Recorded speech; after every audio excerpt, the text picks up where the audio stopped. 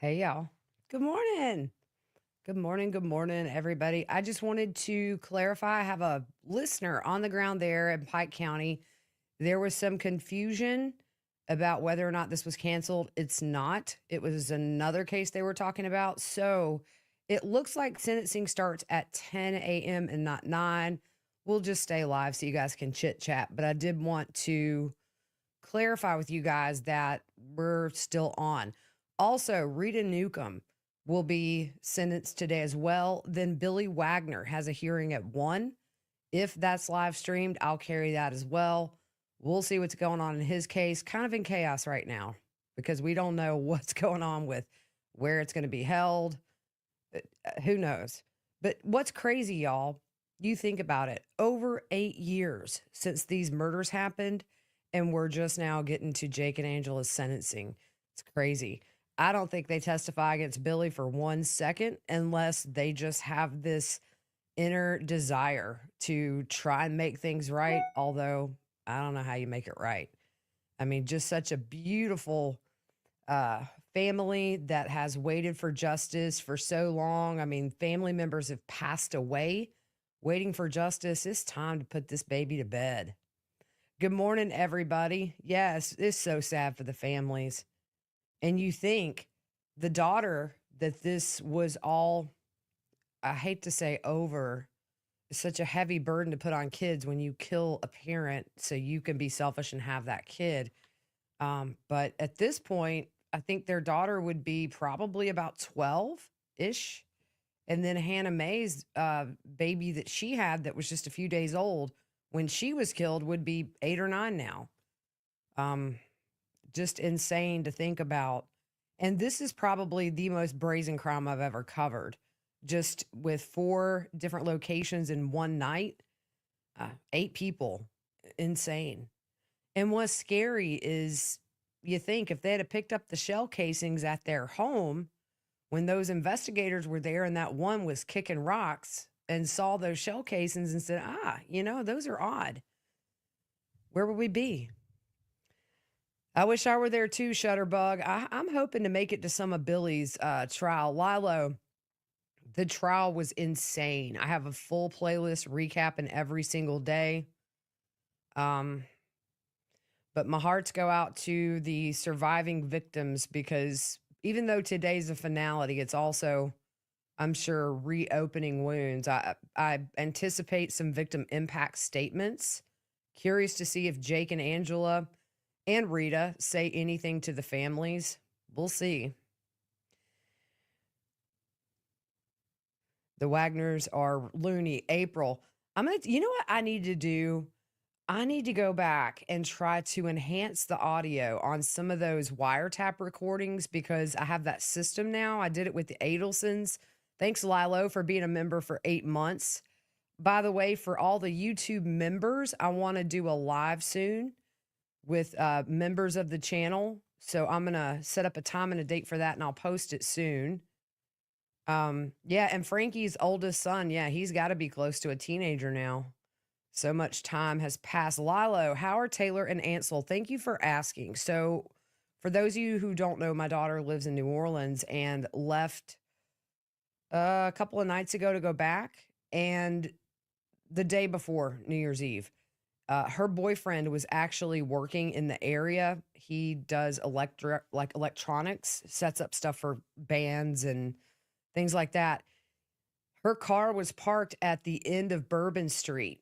And he decided instead of going down Bourbon because it was so crowded, he walked the street over.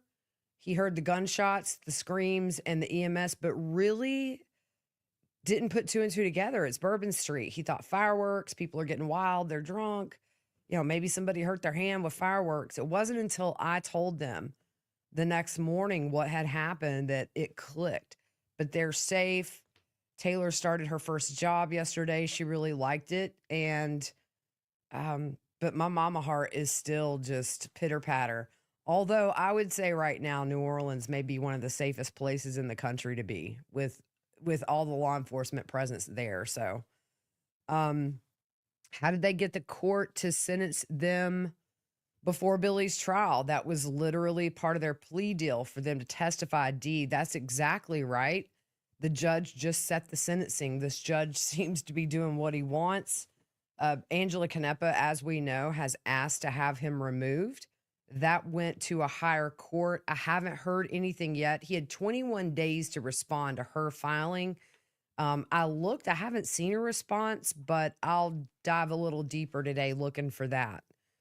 Um, y'all, when I woke up and saw New Orleans, because I knew Ansel was going to be near Bourbon Street, and I saw that, it just freaked me out. I went to Life 360 and saw that Taylor was at home, and so I assumed he was probably there because if he wasn't, I would have heard from her. But just seeing those headlines and then tons of texts from people on my phone, I had a mini heart attack laying right there in my bed. Um, Real happy. Taylor's working at a Lebanese restaurant, and last night she's never been a waitress, so we're going to see how this goes. Her personality's great, and she's a good learner, but she's never been a waitress.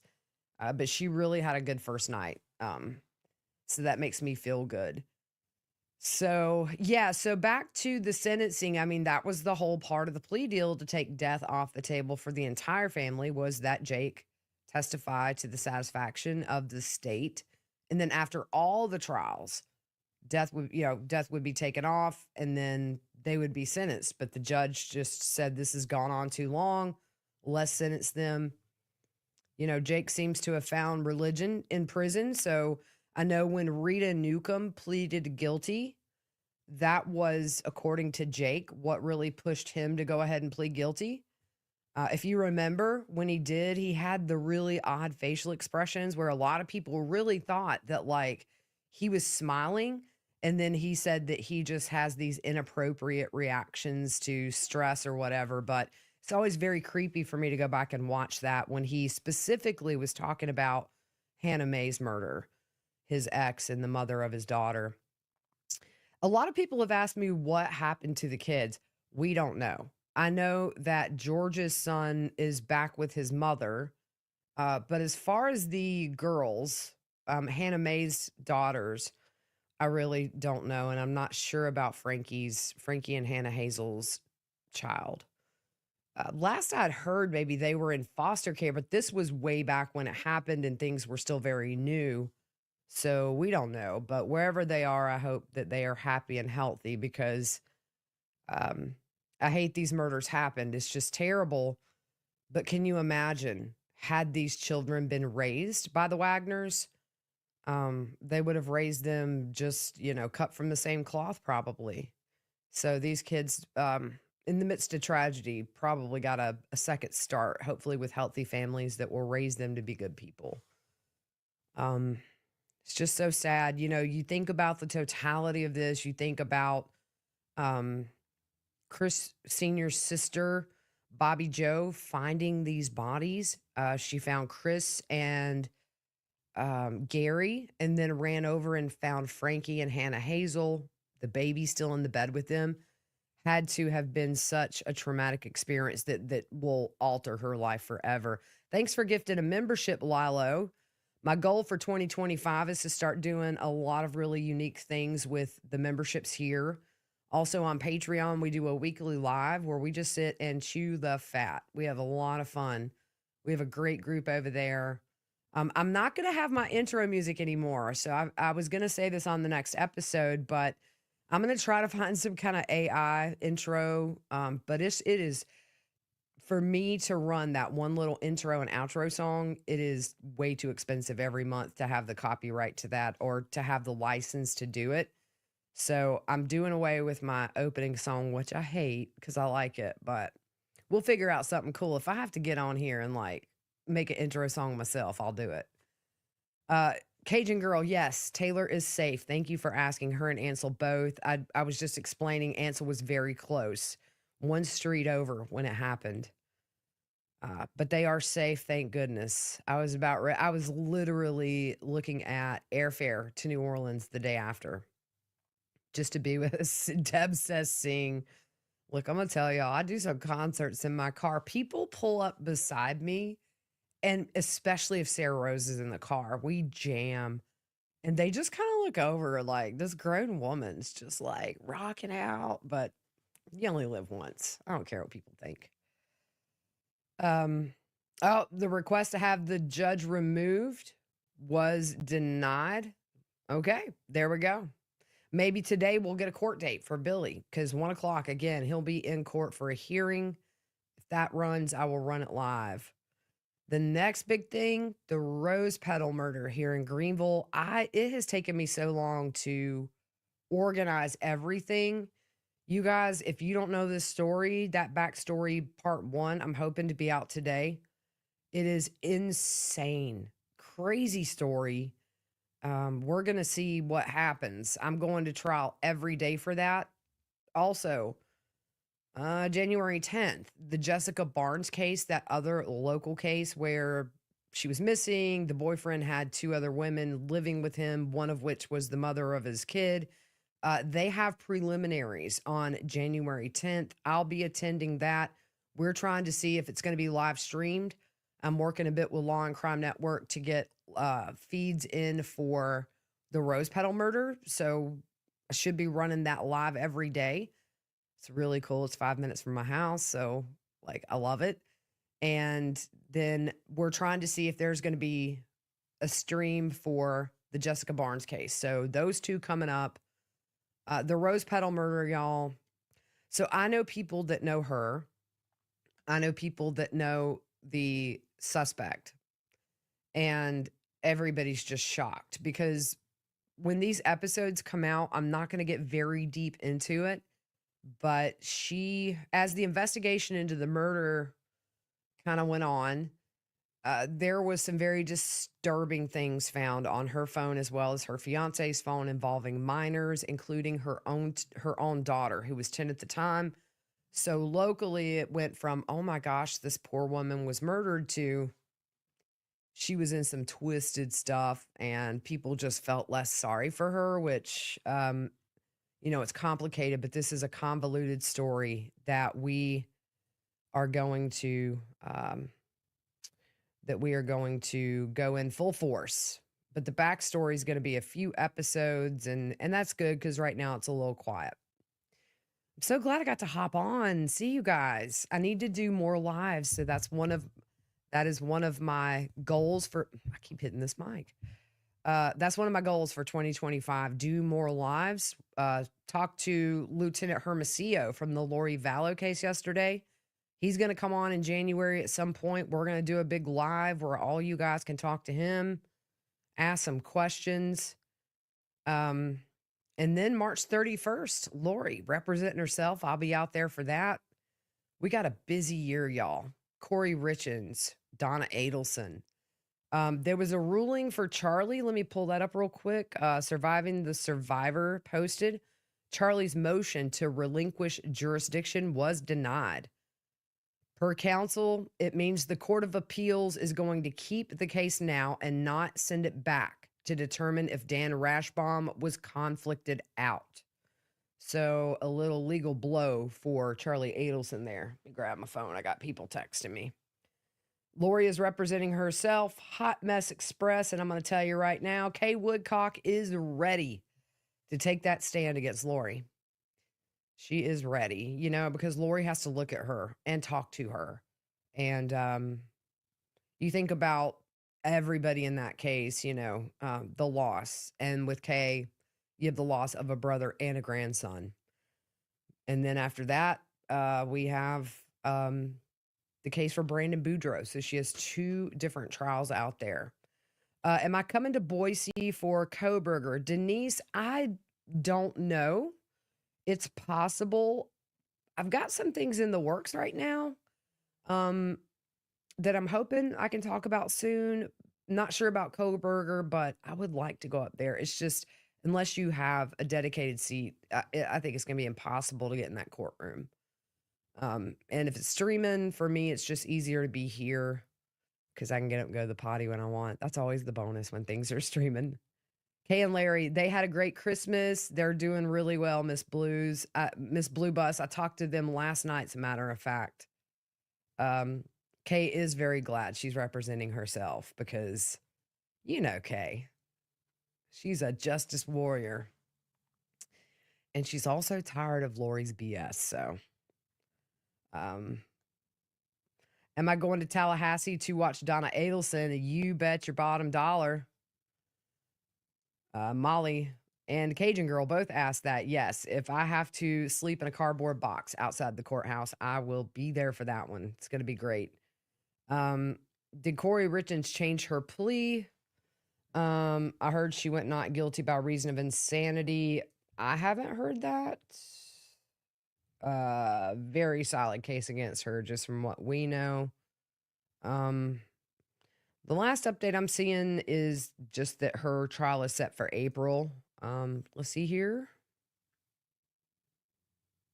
Nope. And also, just a little money fact, her public defense cost taxpayers $250,000 in 2024. That's crazy. I'll be in Phoenix to watch Lori Vallow. Yep. With bells on if I have to walk from Greenville. May see you there. We're 5 hours away. Come on, Cajun Girl. Let's have some coffee. Thanks, Ditch. Yeah, this case, we were late coming to it because our, what's crazy is our podcast started in June of 2020, the day they found the kids' bodies. And so this case was already a few years old. I watched a documentary on Oxygen True Crime about it. I got hooked, and that was it. That case just drew me in with the brazenness of it. Uh let's see here. Is the judge still on in Billy Wagner? Yeah, we just had a listener say yes, that was denied. So now I guess we got to see about the change of venue for Billy. Maybe that's something that's going to be discussed at 1 today. Again, I will live stream that if it's available. And I think there's a cat walking back there. You may see little animals. It's cold out. They're kind of venturing in. Yeah, so we heard Seneca County, which is about 3+ hours away from Pike County. And the issue with that is you have some family members of the Wagners who have some physical problems, some physical ailments, and it's difficult to travel 3 hours to attend trial. It's costly. So, George asked for a change of venue that was denied. And I thought, well, if this judge grants it for Billy, is that something George could appeal and say, hey, I was convicted. We said Pike County's small, couldn't get a fair trial there. So it's going to be interesting. I don't see this trial happening before spring. It was supposed to have started Monday. Where's Hash Brown? She said something that people are commenting on. Hash Brown, Billy's trial is looking like towards May. Yeah, that's kind of what I figured. Thanks, Hash Brown. I figured it would be about spring. It's just going to be a busy year. We have so many trials coming up. The OnlyFans murder, I need to do a big backstory on that one. Lindsay Shiver, Bahama Mama, I call her, in the murder for hire plot against her husband. That's going to be this year. Corey Richens, Donna Adelson, Brian Koberger, Lori Vallow, just a full year. And gosh forbid, we know there'll be things pop up that are going to be new because people are crazy. So hit the ground running, and I wouldn't have it any other way. Yep, status conference. What was canceled? My husband hates true crime. I love that name. I have an alibi there who kind of was telling me at first maybe this was canceled, but thanks to Ken, it was another hearing unrelated to the Wagners that was canceled. As of right now, Billy Wagner's 1 p.m. status conference still on, should be live streamed, so come back here. I'll do a new live for that, and I'll put it out. Good morning, y'all. So good to be here. And thanks to the mods for showing up early. Appreciate all y'all. Hey, Harley, look, I'm going to get my coffee. I'll be right back. Ooh. Got my record player back there. Hang on, I got to make more coffee.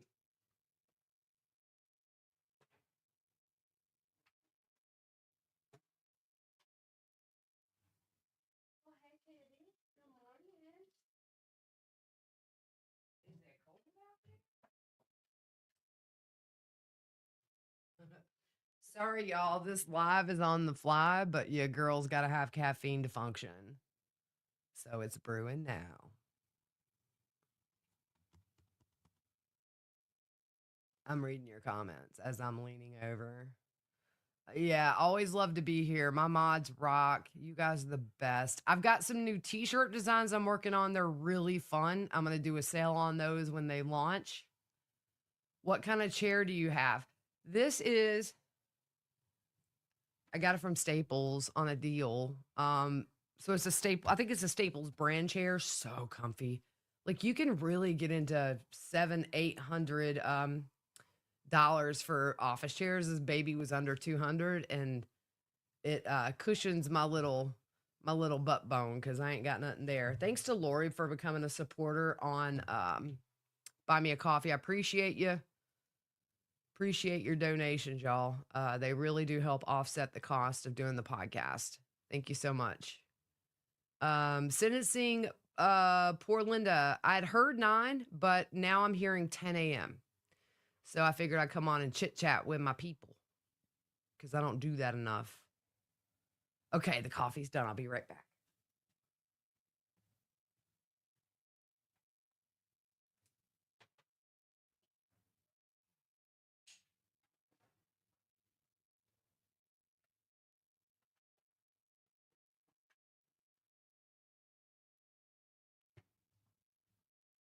Hi, Kitty. All right, we're in business. I got my Java. Court is at 10 a.m. So we got a little time. I'm going to sit and chit chat for a while because I missed all y'all. I got to work on this rose petal thing today. It's so crazy, y'all. I'm telling you, this is going to be a wild trial. We had a bomb threat here in Greenville yesterday, shut down the interstate for a bunch of hours. It was an 18-wheeler, and this happened about 10 minutes from my house. But I know people that were stuck in traffic for hours. Like, what do you do if you're stuck on the interstate and you got to go? I guess you could walk to an exit, but I always think of the most random things.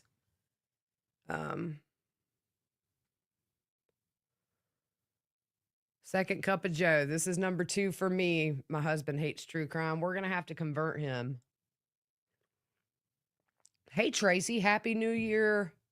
She's in Scotland. Happy New Year from Greenville, South Carolina. You're the best. I love all y'all so much. Y'all are my people. Time zone Eastern. So this should kick off in 45-ish minutes. As soon as that feed goes live, we will pick it up. In fact, let me pull up and make sure I can see it when it does. Here we go. Okay, we're ready. I-85 is bad enough. Did they say whether there was really a boom or was he bluffing? I never heard anything about a boom. Somebody said it was a chicken truck. Y'all, okay, so we have a chicken processing plant here in Greenville. It's on a main road where I go everywhere. I always get behind them and I always make eye contact with at least one chicken, and it just ruins my day, y'all. Charleston, hey, Amanda. I need to get down to Chuck Down. That's a small cup of coffee comparison to what I've seen you with. That is true. I do have the mega cups for the days that seem impossible, but I'll drink a lot of these. Always have a McDonald's 32-ounce cup in your car for those emergency peas. Noted. Happy New Year from Charlotte. We're going to maybe get some bad weather, Kathy. If you look at the long-range YouTubers, the meteorologists, they're saying about the 10th, 11th, we could get snow and ice. My husband, Becky says, my husband tolerates true crime. Honestly, every now and then I might just take a break from true crime. That hasn't happened yet. Yeah, me either. Posted a pic on X for you, Gigi. All right, let's look at it. I'll share my screen. Let's see. All right. Here, I'm going to show this screen real quick. A picture from, there we go, right there from Pike County. Earlier, I had Let's see here. There was another one showing the street blocked off. That was one I got earlier. Um, but that was for the other case is canceled and not the Wagners. And by the way, it's good to see you there. Um, everybody who's there and has kept me updated, thank you so much. If you guys are in Greenville, come sit in on the Rose Petal murder. You know, it's a big case. I think it's gonna be live streamed. And if you haven't sat in a trial, it's just a really good experience. I think actually I'm gonna take my son one day on the non-graphic day of autopsy photos, although he's a fireman and getting his EMT. Um, and then for Lori Vallow, because it's going to be a few weeks, I think my folks are going to fly in and visit some friends in Phoenix, and we may do the Grand Canyon or something. I'm going to bring my kids out. What other case? Sorry, just joined. We were talking about the cases. Another case there in Pike County was canceled, and there was a bit of confusion of whether or not it was the Wagners, but it's not. They're on. The other case I'm talking about a lot is the Rose Petal murder. Should have that first backstory out, one of 3-ish today. So you guys are going to get hooked on that one. And there's a lot we don't know, which probably isn't going to be good. So the long story short, I may have said this, but I haven't had enough coffee. So, if I'm repeating, forgive me. But, at first the victim brutally stabbed 31 times, rose petals scattered around their body. By the way, Fitz News has been the source for this case, and they have helped me tremendously getting my story together and giving me documents. But, at first it was just the murder and no suspects really for a little bit. But as the investigation into her murder progressed, they found child abuse materials on her fiance's phone and her phone, and it involved her. She was in some of those photos, apparently. So locally, you have this poor victim. And then, of course, opinions changed once that came out. Apparently, one of the victims was her own daughter. So it took a twist, and very interesting. Jen Wood is the boss. She's gonna be my seatmate at trial, and she has helped me so much. Thank you, Harley. It's about time I see you, Gigi. And yes, I missed you. I wish you the best for 2025. Thanks, Harley. Good to see you too. My good friend, Laura Ferris. Such a good human. Thanks for joining. I appreciate you. Has the father Angela husband been sentenced yet? No, he's yet to go to trial, traveling girl. That may be what we learned today as a trial date, because it was set to begin January 6th, but change of venue is possible. I think he ordered it. I know that they were disputing that, but for now it seems like the judge is still on the case, and we'll see what this hearing at 1 entails. I will live stream it if there is a feed. Thanks, Cheryl, for gifting a membership. Sam says, thank you so much for covering the Wagner Rhoden case. I still think there is not enough attention on it, even here in Ohio. Completely agree. This is one of those cases that I would love to see far and wide, just to show what people are capable of. Welcome aboard the crazy train, Southern Ohio girl. I'm your captain. Laura Ferris, by the way, she was at the preliminary for the Matthew Rastelli murder. I did a backstory on that. It's on YouTube if you want to go catch up. Reminds me a lot of Charles Vallow, in that the minute Matthew Rastelli walked in the door to get his wife and kids, he was ambushed and shot. They claim self-defense, and here's the kicker. The grandmother of these kids, she had been Googling Donna Adelson, wanting to watch the Dateline episode after Donna was arrested. One of her Google searches was, how old were Dan Markel's kids when he was killed? Insanity, y'all.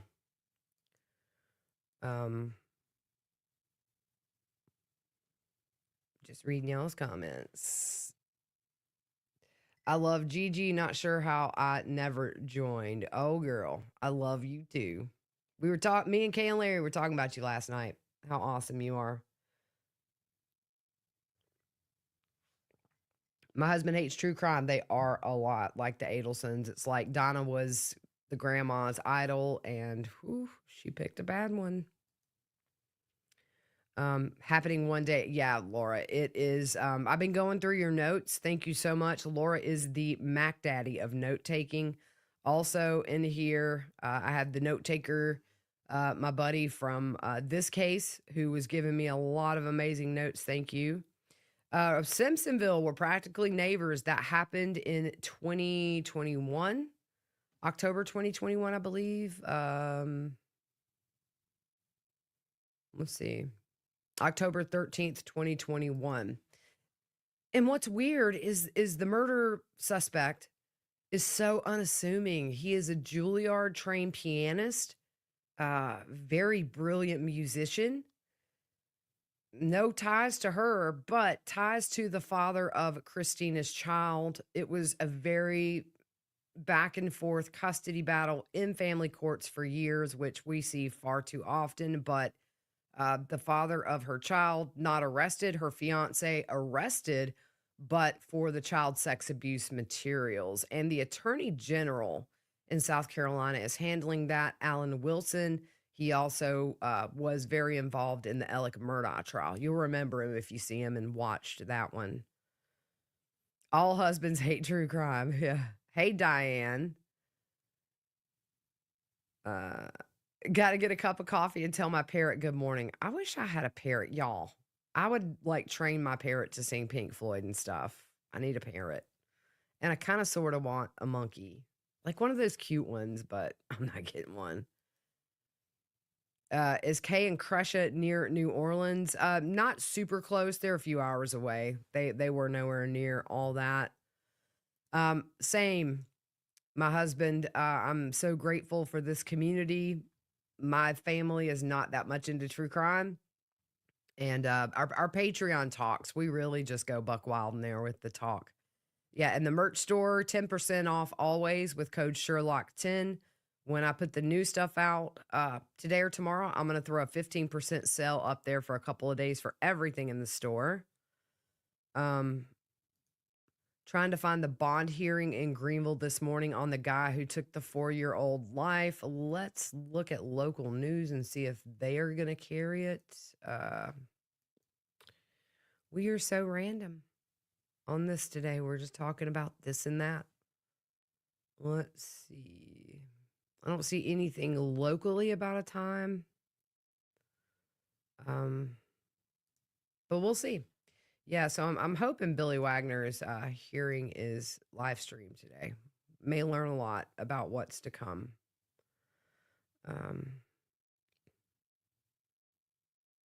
Last year was so crazy. I hope this year brings some convictions. It's just WYFF is on it. You can bet. Yeah. That's the website I just checked. I didn't see anything.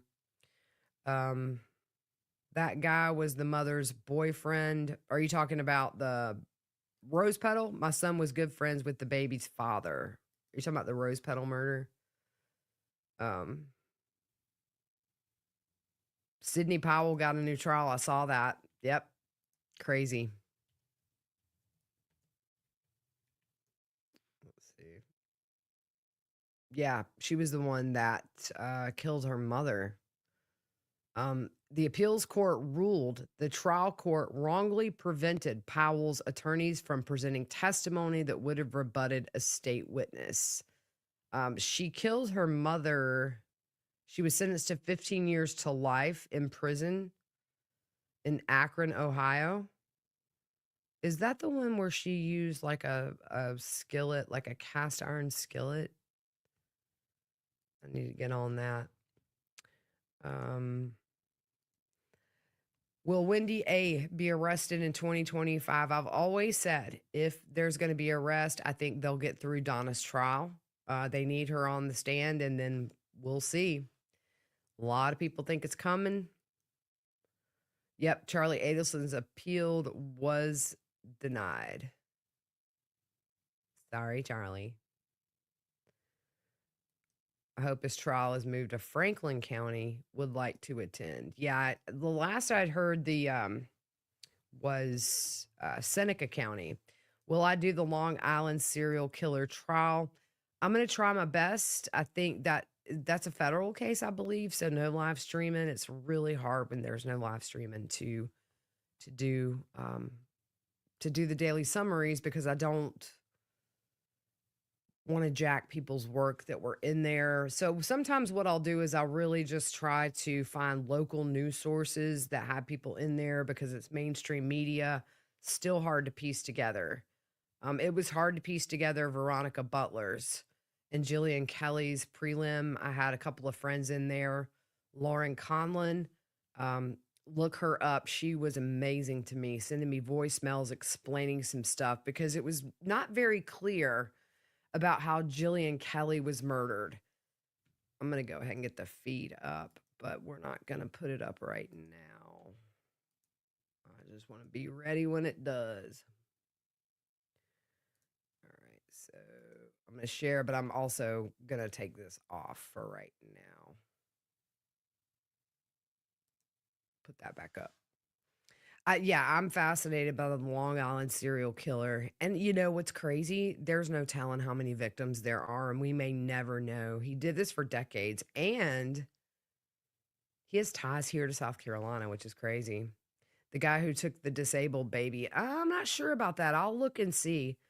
I need to chat with you about Corey. Need to find the property she was flipping in South Carolina. Hey, if it's close, I'll go look, Laura. Call me later. We'll talk.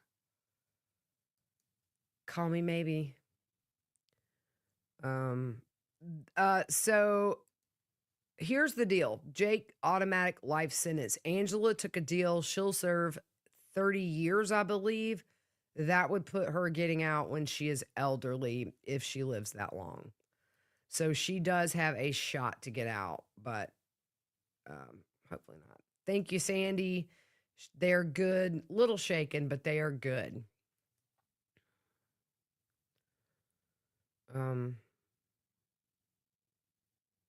If Sydney gets a new trial, maybe Halderson should too. I sure hope she doesn't get off. I think Halderson was pretty cutting. They nailed that kid to the wall. That was a wild case. He had the worst case of diabetes, y'all. Suzanne Morphew. Oh man, I was thinking about this yesterday, Trisha the trucker. And by the way, keep on trucking, sister. You know what's going to be hard is the condition her body was found in. I don't know. It's been a while since her remains were found. I just don't know. Don't know that they're going to have enough to get Barry. And I think it's going to have to be pretty solid since they had to dismiss those charges. They don't want to do that again. Hey, calm down. Yeah, it is sad. Children killing their parents, and we're seeing that. But you know what we're seeing so much lately is these murders over children. Veronica Butler, Jillian Kelly, over child custody. This case right here, child custody. Markel, child custody. Rastelli, part of it, child custody. The grandma wanted them back in Utah and not out in California where they lived. Yeah, it's a very selfish thing to do because you are. Oh, thank you, Laura, for gifting 5 Pretty Lies memberships. Appreciate you. I agree. There's no telling how many victims the Long Island serial killer had. Yeah. Those poor women. I hope my cast iron skillet will not be classified as a deadly weapon. Don't quote me on the murder weapon there. I just thought that was it. Okay, so Gigi will be streaming it. I'll leave this up while in my therapy. All right, lady. Have a good visit. Can you mention a brief overview of the Wagner case? Of course. So, the guy here that you see, for those of you not super familiar, on the graphic that's on the screen, the guy that's handcuffed walking in court, he was in a relationship with Hannah Mae Rhoden. You can see her picture. I'm going to take me off. No, it took my audio off. He had a baby with her. And essentially, the Wagners did the whole abuse excuse, saying that she was being abused while in the care of Hannah May. And that was their motive. So it was a very intricately planned murder. They went to 4 separate residences in the course of one night, um, and killed 2 people at Chris Sr.'s residence, the grandfather of the baby in question. Uh, Kenneth was there. I think, no, Gary. Then he just went through the whole family. I mean, they went through, literally took out a whole generation of the Rhodens and went home. And for years, they didn't find the murder weapon, didn't find a lot of things. Jake confessed as part of a plea deal to get death off the table for the family, which kind of went out the window with the sentencing because sentencing wasn't supposed to take place until he testified to the satisfaction of the state. But 7 members of the Rhoden family and Hannah Hazel Gilley, who was engaged to Frankie Rhoden, their 3-year-old son and newborn baby was in the house when they were murdered, covered in blood when they were found. The same with Hannah May's second child. The father was not Jake Wagner. What just breaks my heart is both women were thought to be breastfeeding when they were murdered. So it was all over child custody, pretty meticulously planned murder, to be honest. After the murders, they moved to Alaska for a while with the kids, came back, and that's when things started going downhill. I have an entire playlist on that on YouTube, getting down to the nitty gritty. So if you want the details, check that out. Miss Pisces, good morning. Listening while you work. I hear you, Christine. I haven't seen that, Lilo. Rex Huerman's psychological profile is one of the scariest I've ever looked at. I need to find that and do an episode on it. And these kids are doing such brutal killings. Yeah. It's just we see them younger and younger committing just vicious murders. Thank you for the membership. I'm out of work from open heart surgery. D, get better soon. That's crazy. That's a big surgery. I hope you're doing well. She used a frying pan to murder her mom. Okay, yeah, that's right. Brief, that's not possible. Yeah, no, we could talk about this case for 2 solid hours and still not get it in, but a family of 4 killed a family of 8 in one night at 4 locations, all stemming over wanting the child belonging to Jake Wagner and victim Hannah May Rhoden. And Hannah May had just days before given birth to a new baby when she was killed.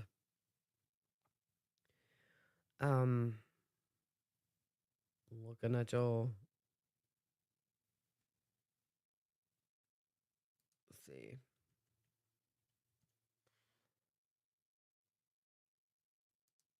Do I think Jake Wagner has contact? I'm not sure what that is. I'm gonna have to Google.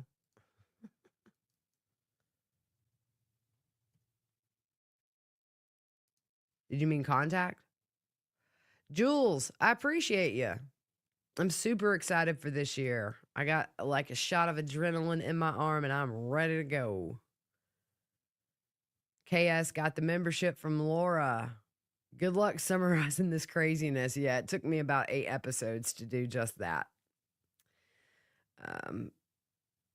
Oh, Trisha, I have not. Has anyone heard anything about the surf instructor who took his 2 young daughters to Baja, California and killed them? No, but I will get on that. Do I think the judge is going to abide by the plea deal? I think he would have to. He set sentencing, even though they had not honored the conditions of that deal. But sentencing them, I don't see that they they testify.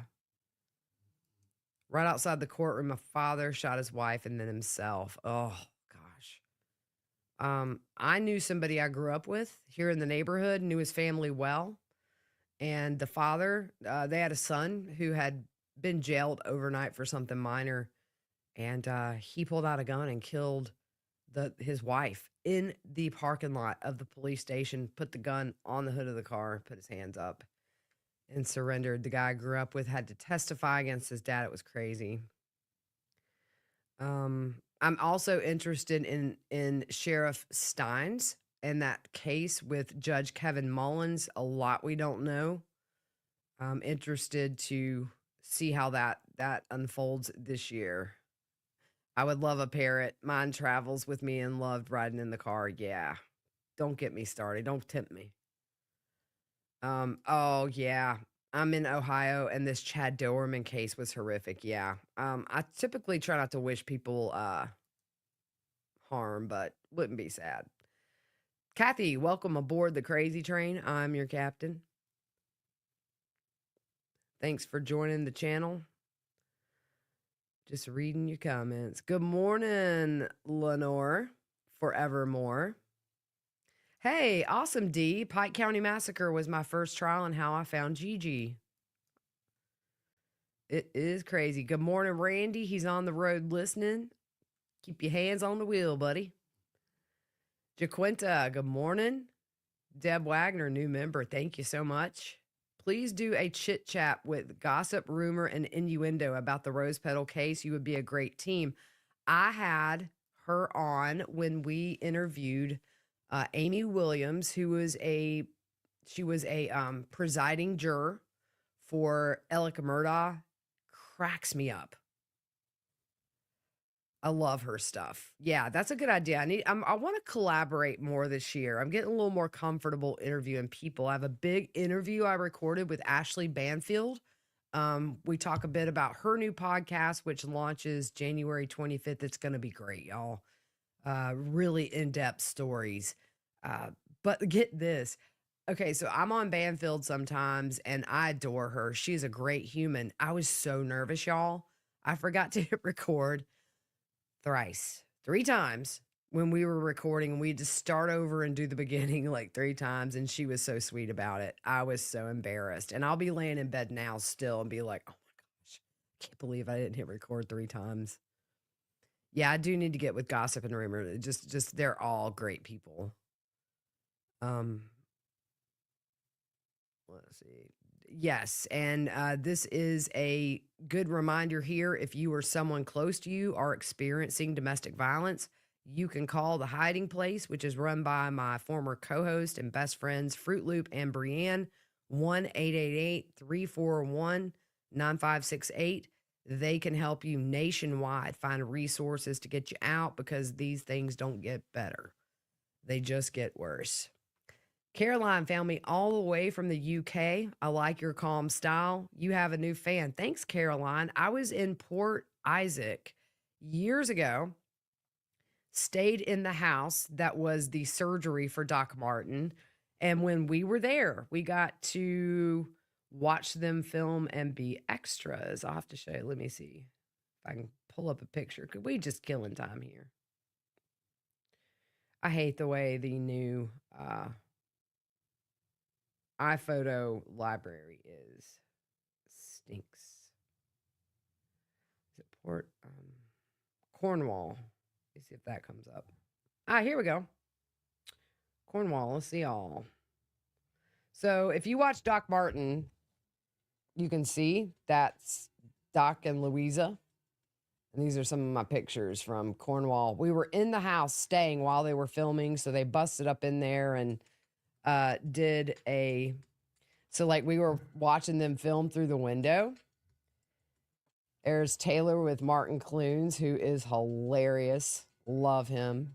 Con cast, con crew. We had a blast. We had so much fun. Trying to find a few more pictures. Doc Martin is such a great show if you haven't watched it. Such dry humor. Trying to find some more pictures. Ooh, Dad. Oh, that's, yeah. So we had a great time. There's he played the cop. All right, enough about that. Yeah, I love the UK, Caroline. I really want to go back. Hey there, Ducky. Welcome aboard.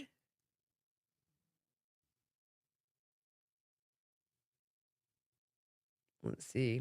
Yes, Lots of new members today, and I am working on some planning for the members on this channel. We have a couple of generations of children now addicted to gaming, including shooting games targeting humans. It's crazy. I'm a gamer. I play Fallout 76. So look, if the zombie apocalypse happens, I'm good. I know what you do. You boil your water, watch out for zombies. Bring it.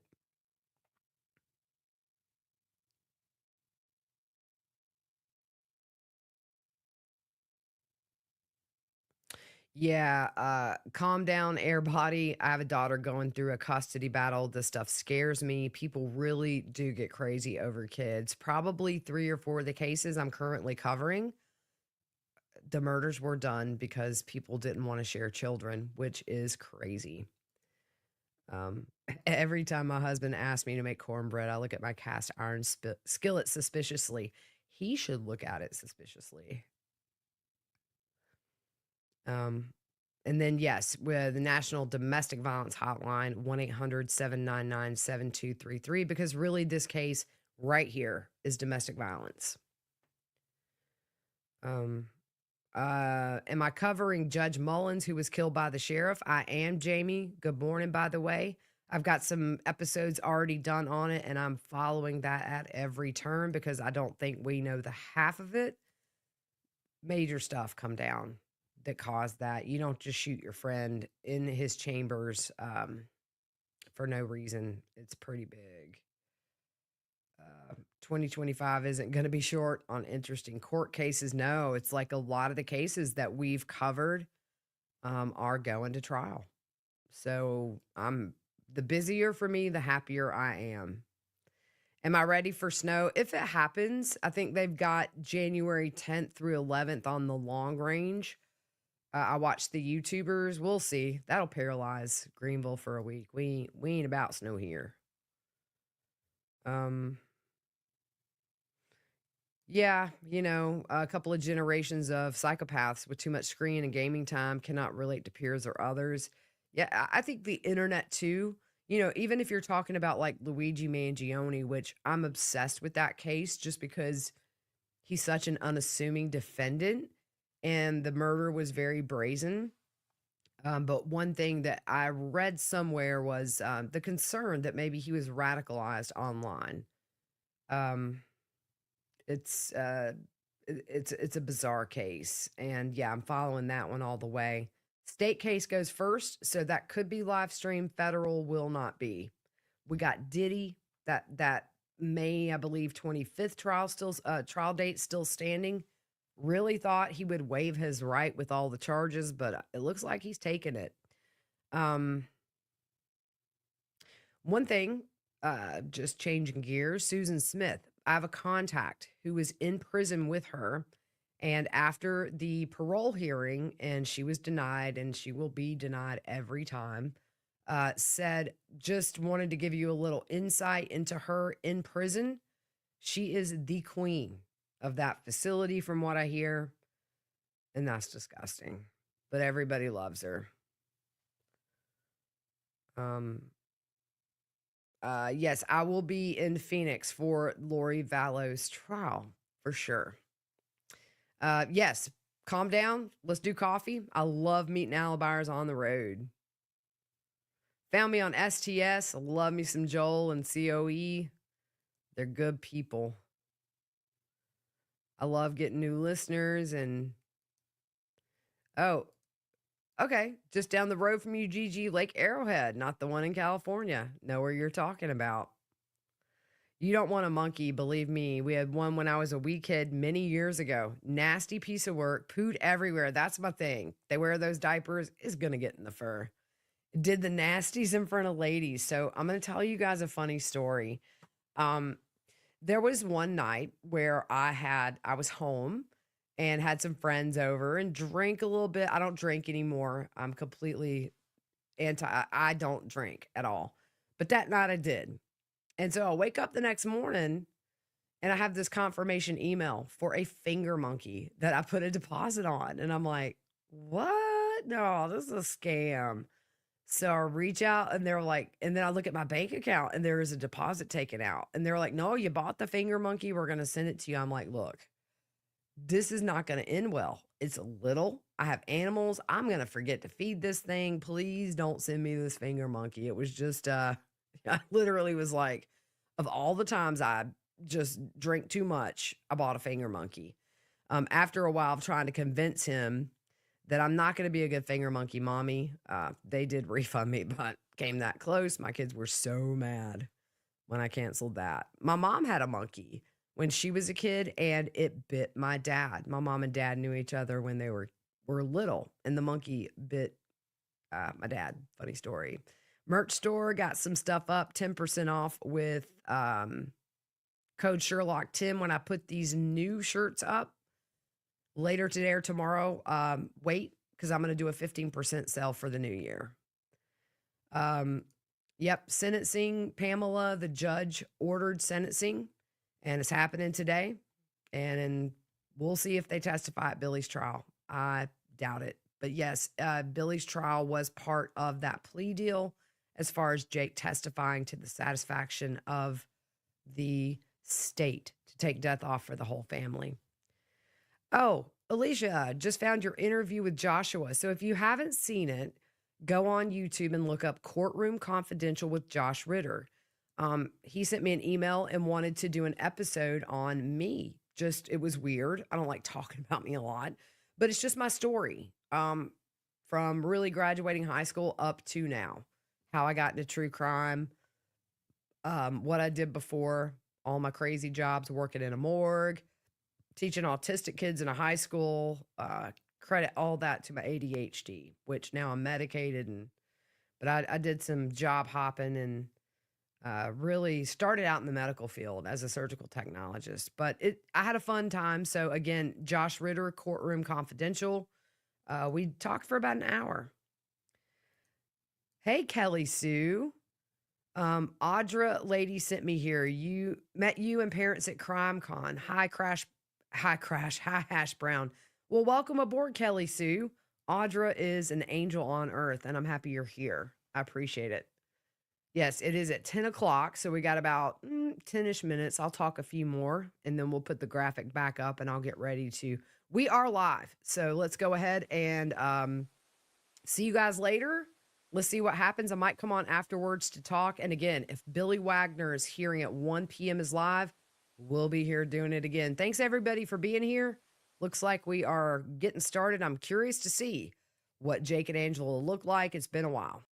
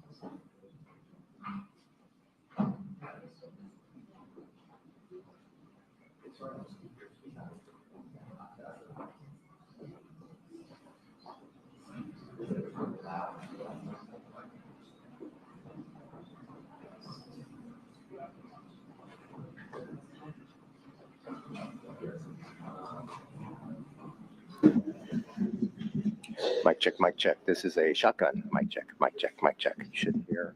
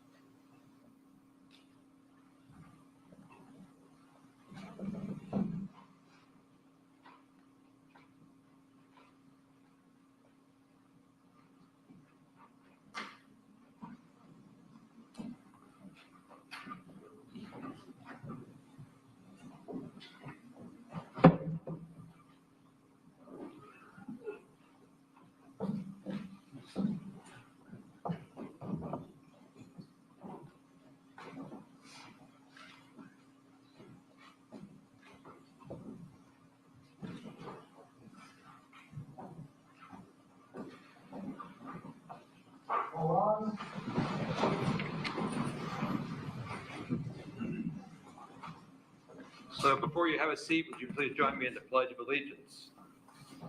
I pledge allegiance to the flag of the United States of America and to the republic for which it stands, one nation, under God, indivisible, with liberty and justice for all.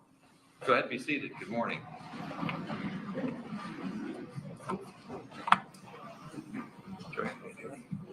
Good seeing you. All right, so there's 3 cases on the court's docket today. 2018 CR 158, State of Ohio versus Rita Newcomb. 2018 CR 156, State of Ohio versus Angela Wagner. 2018 CR 154, State of Ohio versus Edward Jake Wagner. The cases are set for sentencing today. Mr. O'Brien, I'm sorry, he's not here. Ms. Knepp is here on behalf of, there he is. Mr. O'Brien, how are you? Yes, Your Honor, I'm not appointed on that case is scheduled for sentencing. Okay. So I will not participate. You're welcome to sit wherever you like.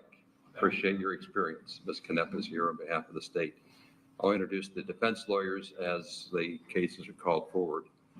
I asked everybody to say the Pledge of Allegiance this morning as an acknowledgement that this is a government function. Sentencing in criminal cases is exactly that. There's a lot of different perspectives in the courtroom. There's a lot of different interests here. But the one common bond that we have in this function is that it's a government activity. So if you can understand my responsibility is to come at it from that perspective, you're all entitled to have your own viewpoint. But that was the start of it. Sentencings in most cases have a certain amount of emotion.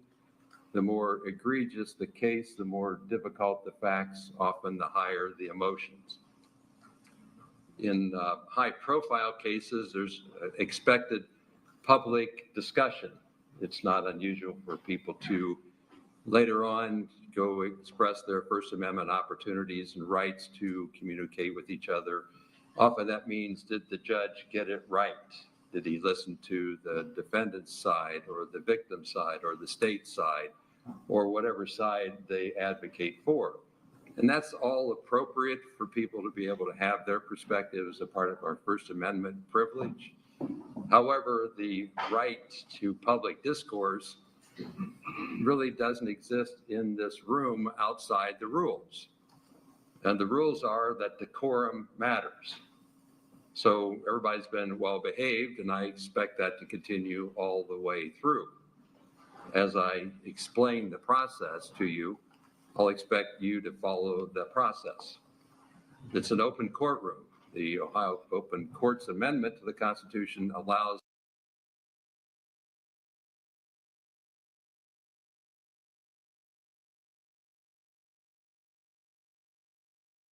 through the internet or whatever access. That's all appropriate. I get that.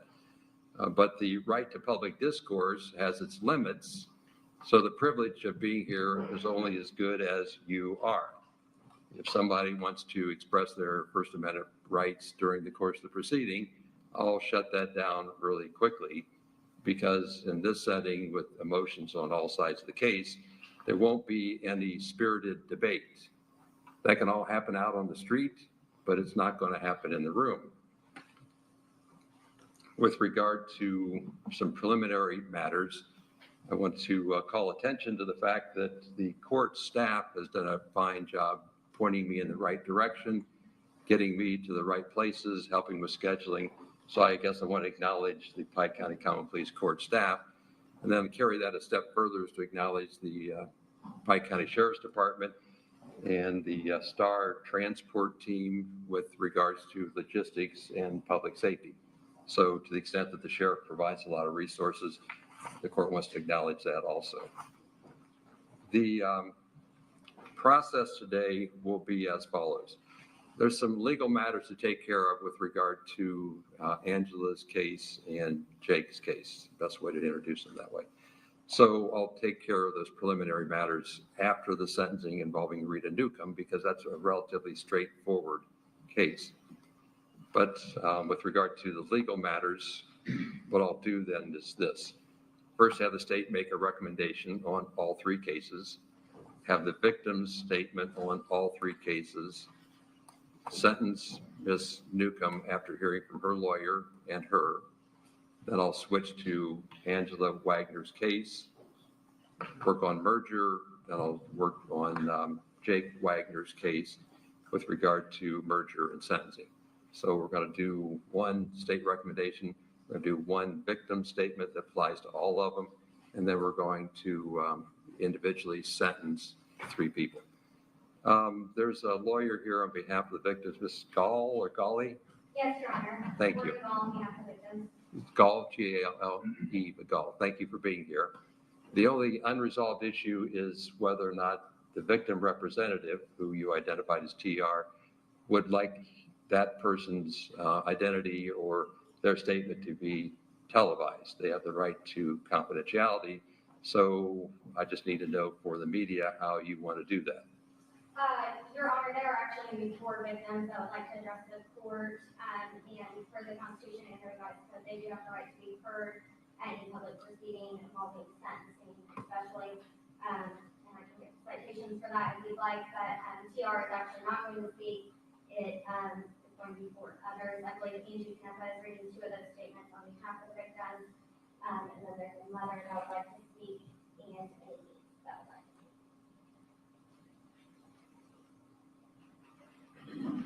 So let's have an understanding. Yes, Your I just wanted to know first whether they wanted to be seen or not. So can you answer that for me? Honor. They have no objection to being recorded. Okay, thank you. Thank you.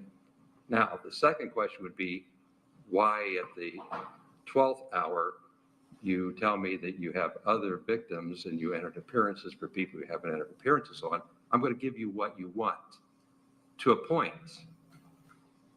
To a point.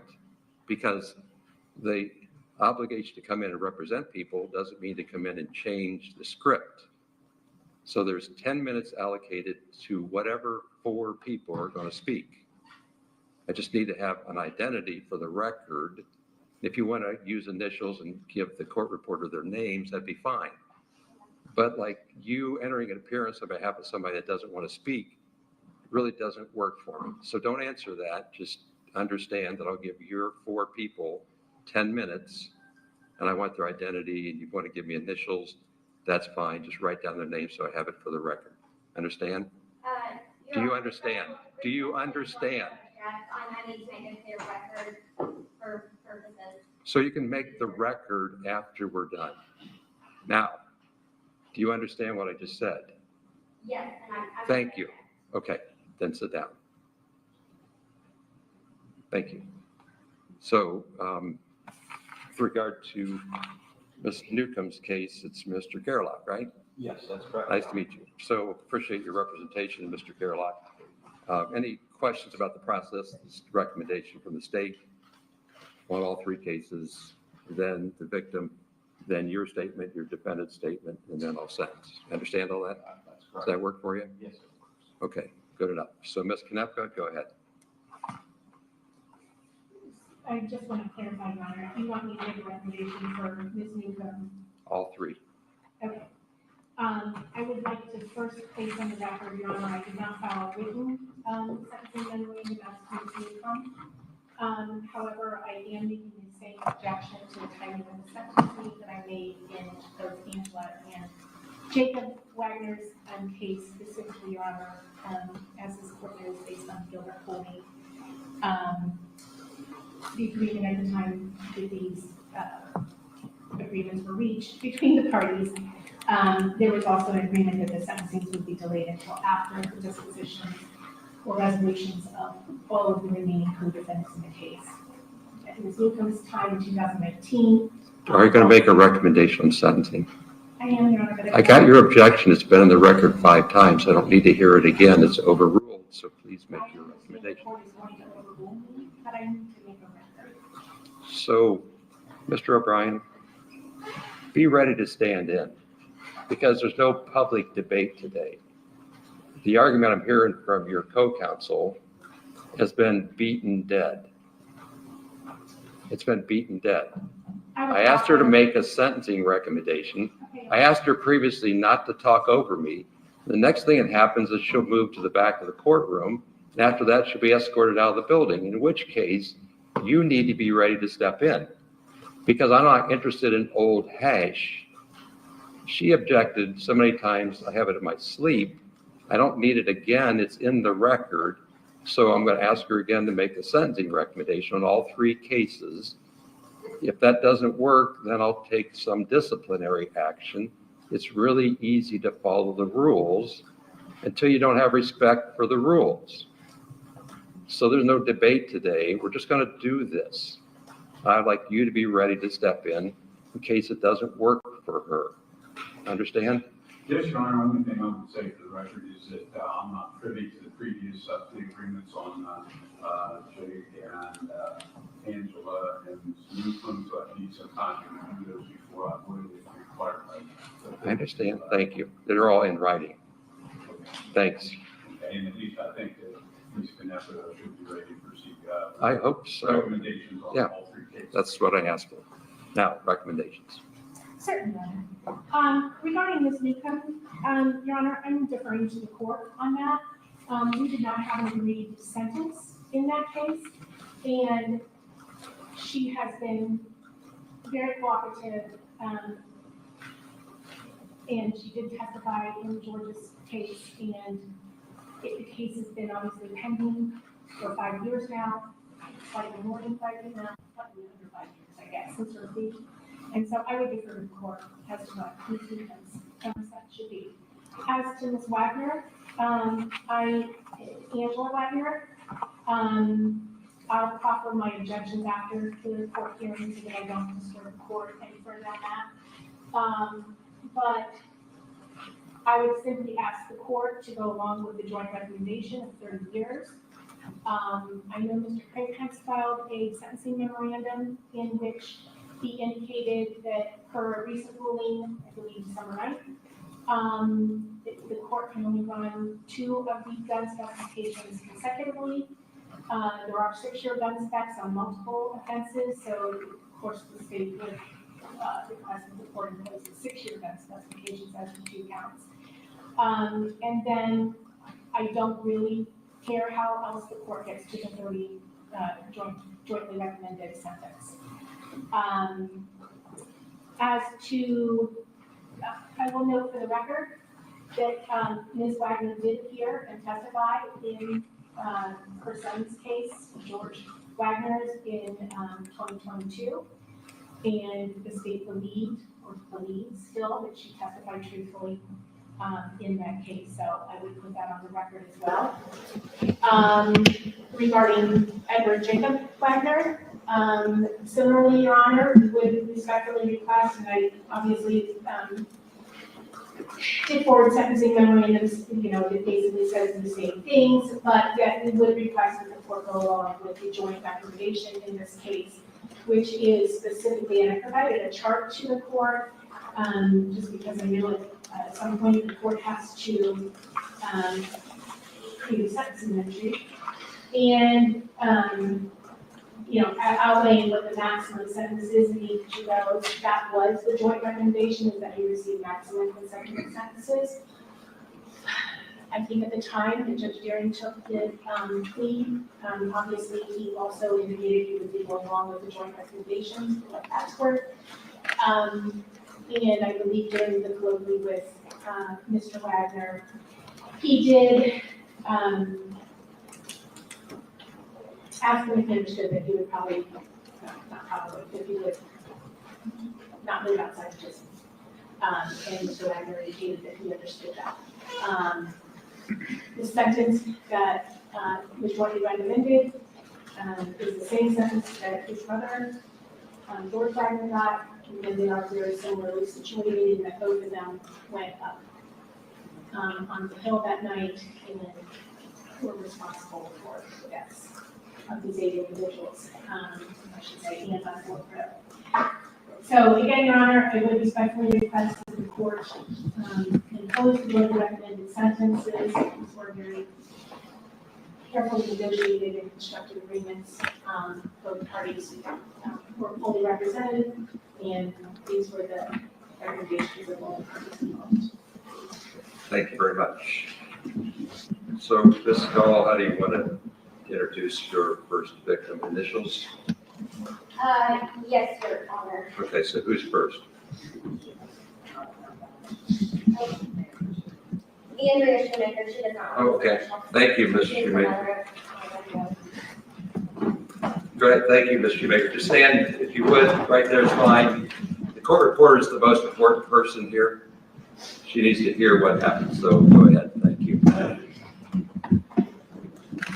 Angela Shoemaker, I'm Hannah Hazel Gilley's mom.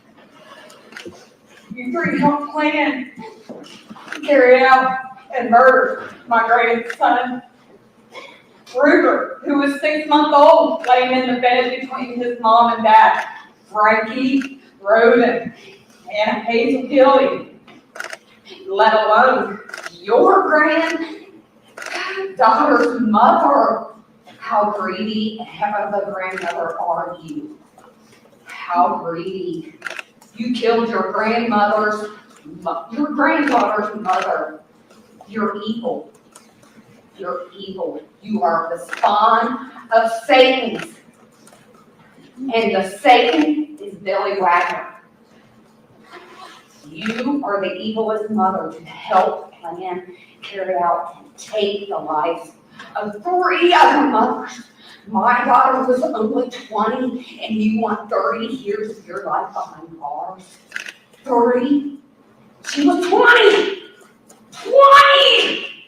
She never even got to buy alcohol. She got 6 months of her life with her kid. 6 months. And Hannah Mae Rhoden, the love of your life, Jake Wagner. The love of your life. Your daughter's mother. She got 4 days. Kylie Rhoden got 4 days.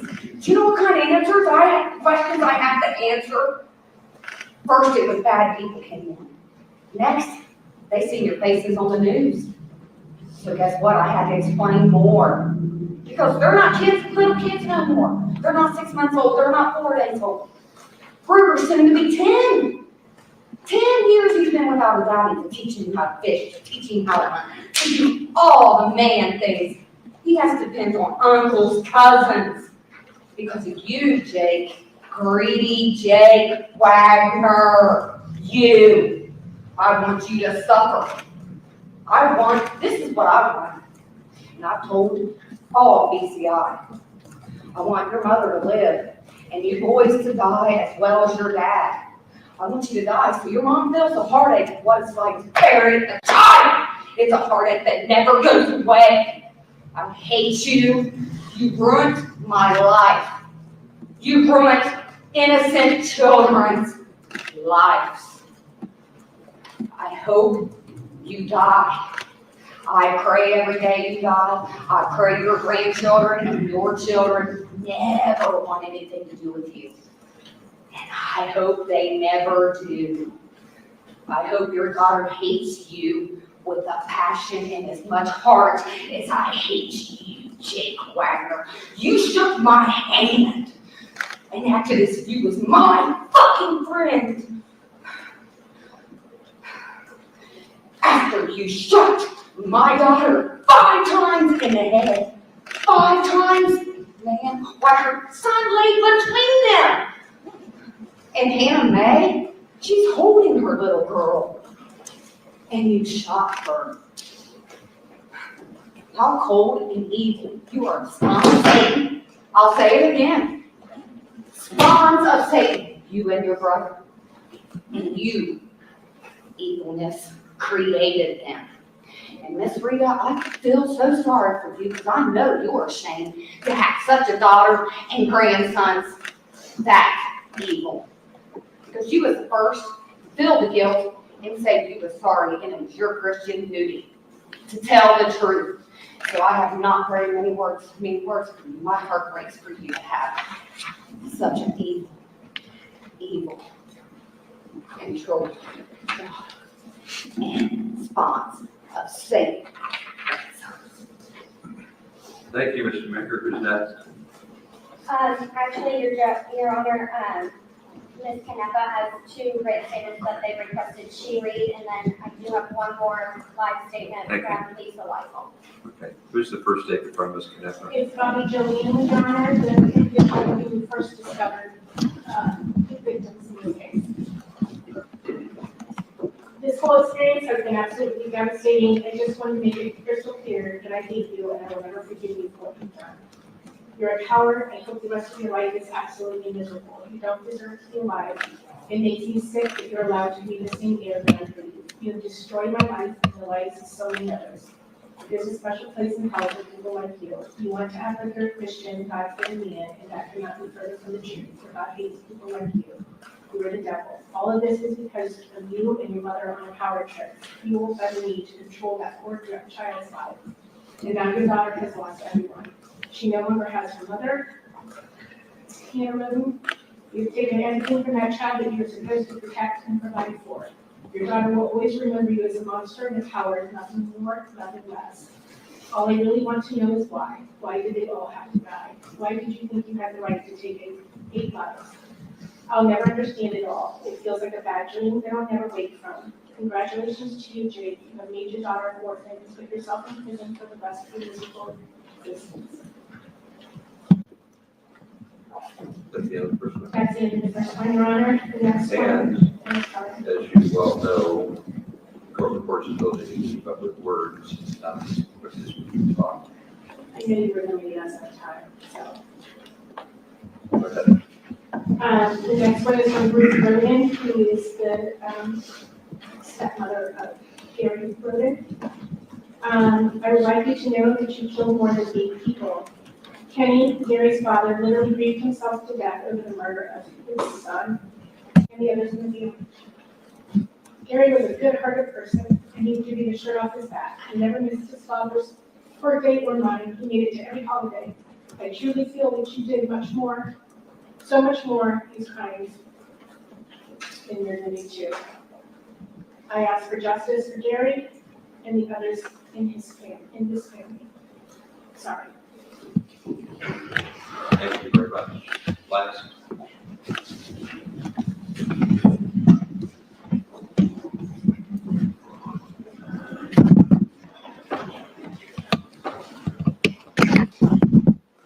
What's your name, please? I am Angela Wagner. I am the niece of Chris and Kenneth and Nick. Thank you. I am going to be speaking on behalf of the Rhoden family today. My family feels very strongly that some people have lost sight over what has brought us to this courthouse over and over again, year after year. Let me quickly remind you of the magnitude, the severity of this tragedy. This monstrous crime is the largest mass murder in Ohio. 8 people were brutally murdered, 2 young mothers and 1 young father. And I'm going to drop the face, please, I do. It is nearing the 9-year anniversary, and I assure you, no one wants justice more than our family. However, we do not agree with making hasty decisions to get it over with. We want all responsible parties to be showing them mercy, just like our family is showing them mercy. We can only pray that actions that take place in this courtroom today will not dismantle the justice that still has not been served. The Wagner family are master manipulators. It will tell them what the lies to fit their narrative. They are a true danger to society, and this crime is nothing to be taken lightly or play jeopardy with. And on behalf of me, and what I have to say, Jake, we are no longer family. You've said that over and over. We will always be family. No, we will not. I will no longer ever think of you after today. When those doors close behind you, you will be an afterthought to the rest of our family. Thank you, Ms. White. Okay, so Mr. Gerlach, you're first and your client, so go ahead. You can sit or stand wherever's comfortable. Okay. I'm attorney Franklin T. Gerlach, and I represent Rita Newcomb in this case. She has cooperated with the court and the prosecutor, and I understand that there's still another trial, and she is willing to do what she has done before. Now, looking at her, she's already been in the jail approximately 8 days, I'm not sure on the records. And for a year, she wore the ankle bracelet and her movements and contacts were restricted. And she just recently had open heart surgery on the, which installed a new valve in her heart, and she's doing fairly well from that. She is on limited income. She gets $981 from Social Security, and we offered to the court that perhaps the most appropriate thing would be a sentence that her service already be complete and that there be no financial fine, because she really doesn't have the money to do that. Did you want to say something? Thank you, Mr. Gerlach. Ms. Newcomb. Thank you very much. And I'm sorry. Stand up. Please save up all the trouble. I'm sorry. Is it over? Okay, thank you. Go ahead, have a seat. And that would complete our presentation.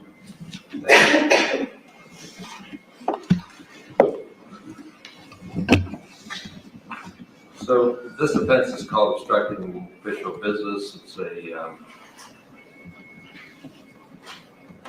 second-degree misdemeanor. Maximum penalty is 90 days in jail and $750 fine. So that's the way the plea agreement was presented to the court. Those are the maximums defined by law. The other charges, whatever they were dismissed, so they're of no concern. With regard to the outcome, the probation department's been monitoring her behavior since 2018 and gives no negative reports. So that's a crystal ball in one respect, because the past often predicts the future, but it doesn't have to. So their recommendation informally, without a full report, is that she continue on supervision. So I'll set a 5-year term of adult probation supervision, 180 days jail, 173 suspended, 7 days credit. So no additional time now. You can, however, Ms. Newcomb, earn the additional 173 days if somehow you don't take this seriously and don't report or violate laws. So there's a long list of standard terms and conditions of supervision that the court's going to, wait, let's go with, I'm talking first and you don't. This is how the problems develop, all right? So you've been on supervision, but it doesn't count. The past doesn't count toward the future. That's pre-trial. The past does help me indicate I don't expect to see you again because the probation department seems to think you're not a problem. But I'm going to put you on supervision for 5 years and tell you that there's 173 days suspended in case you can't comply moving forward. I'm going to order the $750 fine plus the court costs, and then your ability to pay over time will affect whether it's actually collected. Because if I don't impose it today, I can't impose it later. Understand? The terms and conditions of probation will primarily involve your compliance with the law, reporting requirements, and then any education or training programs they think are necessary for you to be a good citizen, which in your case may not be a lot, but that's generally the purposes of supervision, is to help people become law-abiding people if they aren't already. So 173 days at risk, there's a $750 fine plus the court costs that have to be paid, subject to ability to pay. Understand? Can I ask you a question? Sure. Do I have to go to jail? You want to answer that or should I? I prefer you say, but I think no. No, unless you act out. Oh, okay. 173 days suspended. Okay. But it does demonstrate a good point. What I think I'm saying isn't what people are always hearing. But there will be a fine. And Yeah. if I'm bad, I'll go to jail. But if I can stay good, I don't have to. But I do pay the fine. Yeah, subject to your ability to pay. Okay. Like, the point's not to put you in poverty. The point is to modify your behavior. If you have $30 left at the end of the month, then that should go toward the fine or the costs. At the end of the 5 years, if you can't pay it, you don't get incarcerated for being poor. It's forgiven at that point in time, but it is meant to be a punishment. Does that help you? Yeah, I think I understand now. Okay. Keep doing what you have been doing with regard to probation compliance. But I still call in if I have to leave the state or something. Or show up, whatever they say, you step and fetch it. Okay. Corrections or clarifications, Mr. Gerlach? A clarification, in the entry, it says 90 days is the maximum. I did say that wrong. It's 90 is the maximum. Yeah, And you said 170. I did. It's 83, not 90 is the maximum. I said 180. I bumped it up 11, so 83. Thank you very much. My sentencing entry is actually back there on the desk right now, which doesn't help me here. Thank you for that. Thank you, Your Honor. So 97 credit, 83 suspended, $750 fine plus costs, Yes, Your Honor. 5 years probation. Thank you for that correction. My apologies. No problem. Thank you. Ms. Canepa? Okay, you can check out right now if you would, Ms. Newcomb. That doesn't mean you have to leave the courtroom, just means I need that chair. Oh, okay. Thank you, Mr. Gerlach. Thank you very much, Your Honor.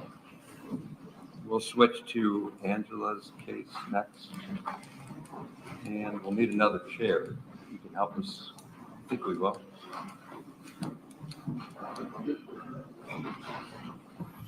I don't have it.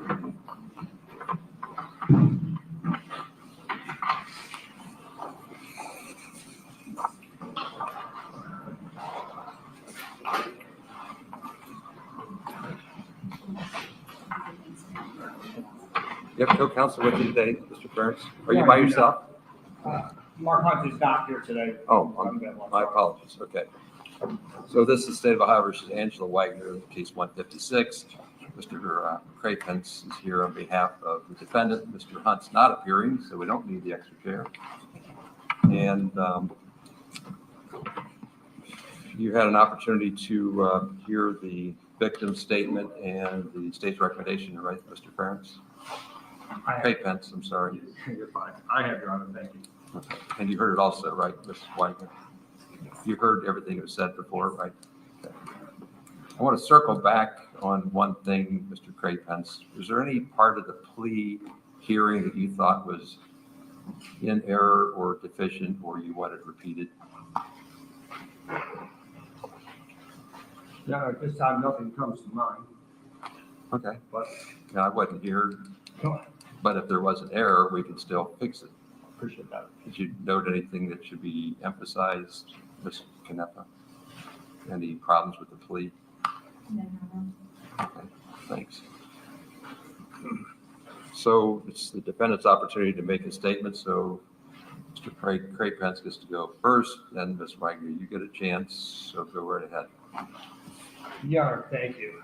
First, with respect to maybe some merger issues, I've suggested in my sentencing memorandum that there are two sets of 2 counts each that we believe should be merged for purposes of sentencing. That was counts 16 and 18, as I recall, and I think 20 and 21. If I can read my writing here. And I won't repeat the arguments therein. I quoted in bill in particular with the specificity of what it actually was charged, and it seems to me that they are similar imports as if they should be merged. I don't know that. I have not read a response to that, so I don't know the state's position on that. With regard to the sentence or the plea agreement and maybe the agreement on sentencing, Ms. Wagner is very cognizant of the fact this court's not bound by anything that happened before this court took over this case. In fact, Judge Gilley also was not mandated to follow a jointly recommended sentence. Now, he did review it. He did say he would agree with it, but that in no way binds you. And my client is very aware that this court has the authority and the responsibility for deciding independently what the appropriate sentence is. So we do not walk in this morning expecting that this court we'll just rubber stamp the things that have happened before.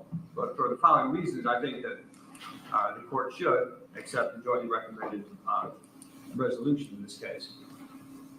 As this court knows, these are horrible events. I appreciate the family being here and making the statements that they did. They have shown a lot of patience and I think and courage and repeatedly showing up for every hearing. I do appreciate that, and I know that their words do not fall on deaf ears. Your Honor, my client was involved with these actions. As far as her specific actions, she did not enter into any of these dwellings. She did not bring a gun personally. She did not pull a trigger. She did not directly cause the death of these folks. That said, she was aware of it. She took her own steps to try to assist in that plan. And that is something that she has taken responsibility for. In addition to taking responsibility, she has come into this court and she's testified against her son. And that was a task that was not very easy for her. It was important for her to do so, but it was also very important for the state. The state knew that the remaining cases after Jake had entered his plea were still not 100%, not an absolute win, because one person saying something sometimes without corroboration isn't enough to sway a jury to prove beyond a reasonable doubt. It's very important for them to have Ms. Wagner come in and testify and corroborate the testimony, the evidence, and the facts that Jake had testified to. Toward that end, after Jake had proffered, we never let Angela review the statement, the proffer, because we wanted to keep a clean wall between the two of them, so that such that she was not parroting back what somebody else had said. And I think it proved her value to the state as a witness. And it's because of those efforts that the state entered into this agreement, which I know the state probably didn't like, but felt it was necessary. And I think that they probably made the right call. Ms. Wagner has lived up to her end. She will continue to live up to her end of the deal, which again doesn't bind this court.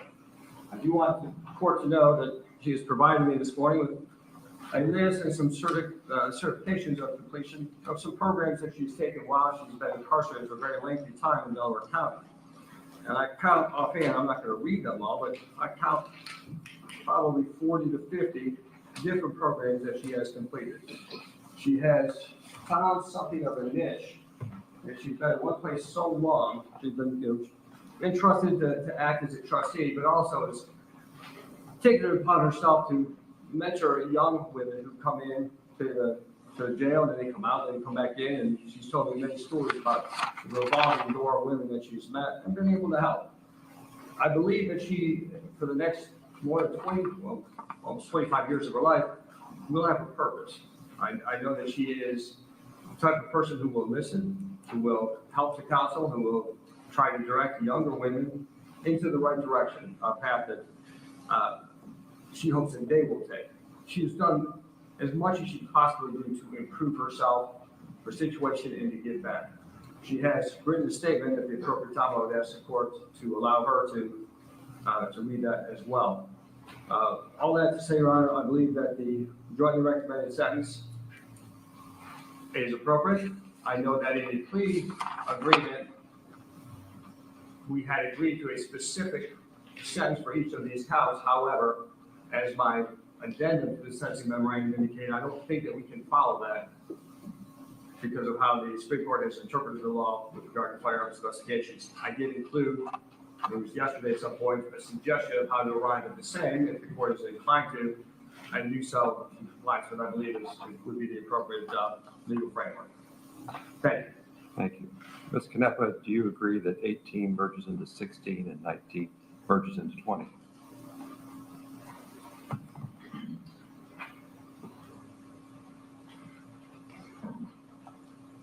Into 20?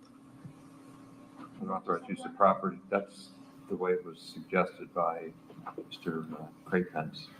Yes, I would agree that there could be an argument as to 16 and 18, but not the 19 and 20, Your Honor. Want to argue that further, Mr. Craypence? No, nothing past the motion. Thank you. Okay, thanks.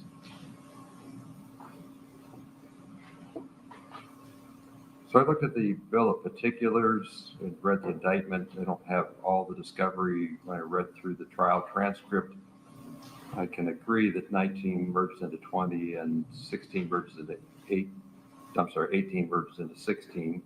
So I presume you would have the court sentence on the higher level felonies, Ms. Canepa? Yes, please. 16 is a felony 3 and 20 is a felony 4. So there'll be no sentence imposed on 18 and 19. They merge into 16 and 20. That being said, it's your turn, Ms. Wagner, for your statement.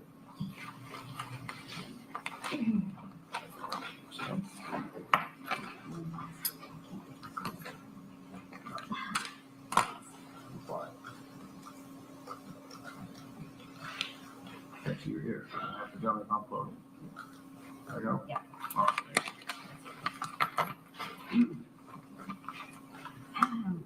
I've spent my whole life trying to be the opposite of everyone that I knew. Not too fluffy, not too wordless, not too strict, not too controlling, not divorced, not too ungrateful. The perfect daughter, wife, mother, grandmother, perfect person. Always striving for perfection, thinking that that was what was wanted of me. All of this had been stuck down so far that I didn't even know who that woman was. I didn't realize I was so weak and flawed and broken that it would lead me to make rash emotional decisions. That when such a tragic event would happen within my family, I just froze. I couldn't think. I'm not saying this for justification, Your Honor. This is why it shames me to say at that point in time, I didn't consider the consequences of those actions would cause, or the depth of pain that they would bring upon the Rhodens or others. I know their pain must be unbearable, because separated from my family, the ones I love most in the world, brings me unbearable, suffocating pain too. And for this, I am so truly sorry. I can't undo what's happened.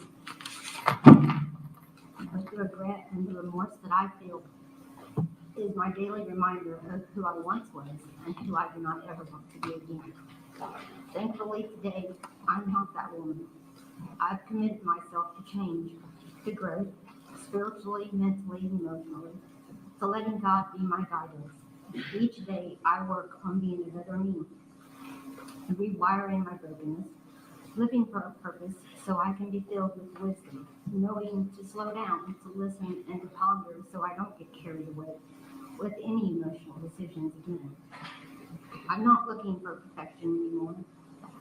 Now my desires and goals are for continuance of growth, for sharing the compassion and unconditional love to others that God shows me daily, and to remain this better me. God has opened my heart and my eyes. He has showed me what reality looks like. I've seen it in all the beautiful, unique women that I have met and been sharing housing units with. This world needs no more pain, so I give back any way I can, whether it is to show love, compassion, encouragement, a listening ear, a smile amidst the darkness, or just maybe by hearing my story. They will be enlightened with what real consequences made by emotional decisions looks like. My hopes and dreams are that I can make each day count for something good, to always move forward, not backward. Because all that I am today, I have to give that glory to God. It's His love, His mercy, and His grace that has changed me. Thank you. And have a seat. So, Mr. Crapens, let me start with you. Thank you. I don't think the public understands the stress on the lawyers for both sides of the case. I also don't think the public appreciates the fact that without defense lawyers, there wouldn't be a prosecution. Because in our adversarial system, as much love as the state might get, the defense lawyers seem to get the opposite.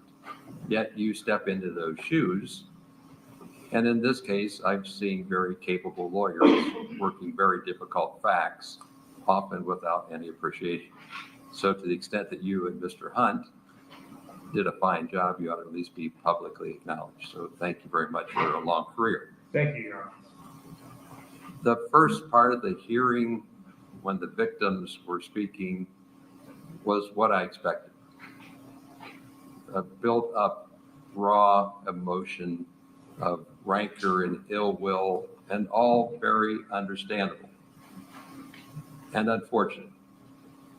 If anything cathartic can come out of today, it might be the fact that there's some closure, or maybe not forgiveness, not forgetting, but the fact that the process will have worked and people can move on. Whether you choose to accept that or not is yours, as any free person can, but maybe closure helps.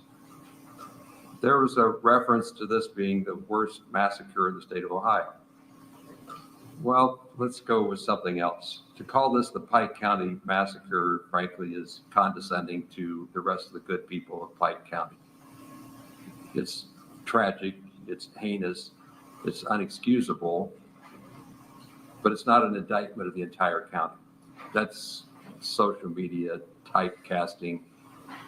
The worst massacre in Ohio might very well be 1792 at Canada-Hutton, when 96 Christian pacifists were killed by the Pennsylvania militia because they were Christian pacifists. But each generation has its own people who can prove the depths of depravity of human nature. And that's what this case did. It showed the boundless depravity of people who have no respect for others and their only self-interest in mind. And that's transgenerational. Since the dawn of man, this sort of depravity happens. So the raw emotion you communicated was expected is unfortunate, and I hope somehow you're able to get past it. Not forgetting, but getting above it. But good luck, because what I just asked isn't easy, as you well know. With regard to sentencing, however, the court's not bound by nor has any role in using emotion. The government's responsibility is not to use ill will. We don't have people being burned at the stake as in the medieval days. We don't have public shaming.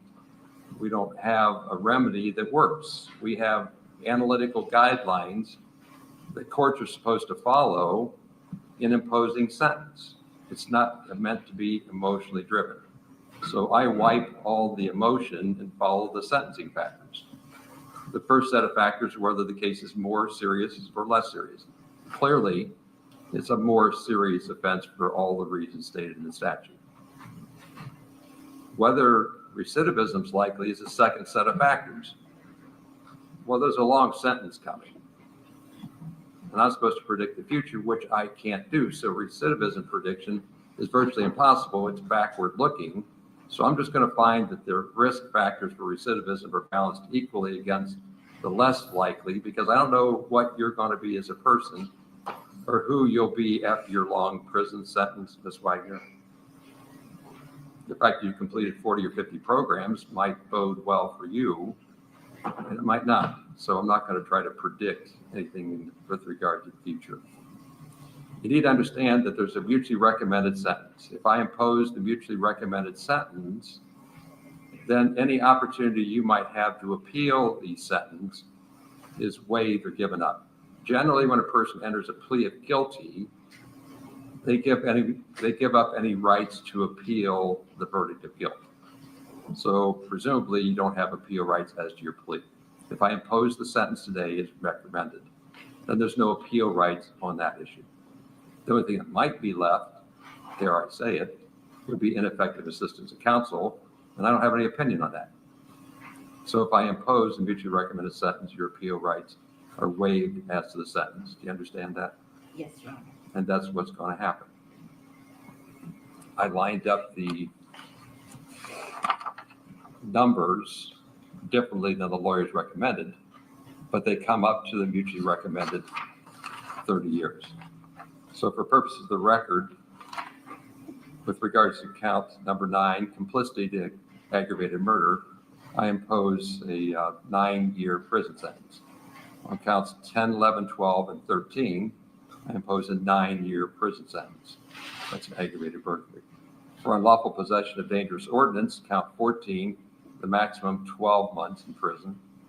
For counts 15 and 17, tampering with evidence, 3 years in prison. Count 16, tampering with evidence, 3 years in prison. No sentence on forgery, no sentence on unauthorized use because they merge. On unlawful interception of the oral communication, 18 months in prison. And then for the obstructing justice in count 21, 12 months in prison. And then engaging in a pattern of corrupt activity, 9 years in prison. Mr. Craypence is right to remind me of the recent case of Beatty. I saw that come rolling out first week of December. Maybe that was in my entry 2 weeks ago with regard to having to follow the mandates. A lot of people might think judges have unlimited reign, if you will, to impose sentence, when in fact we have pages and pages and volumes of rules and case authority on how to impose a sentence.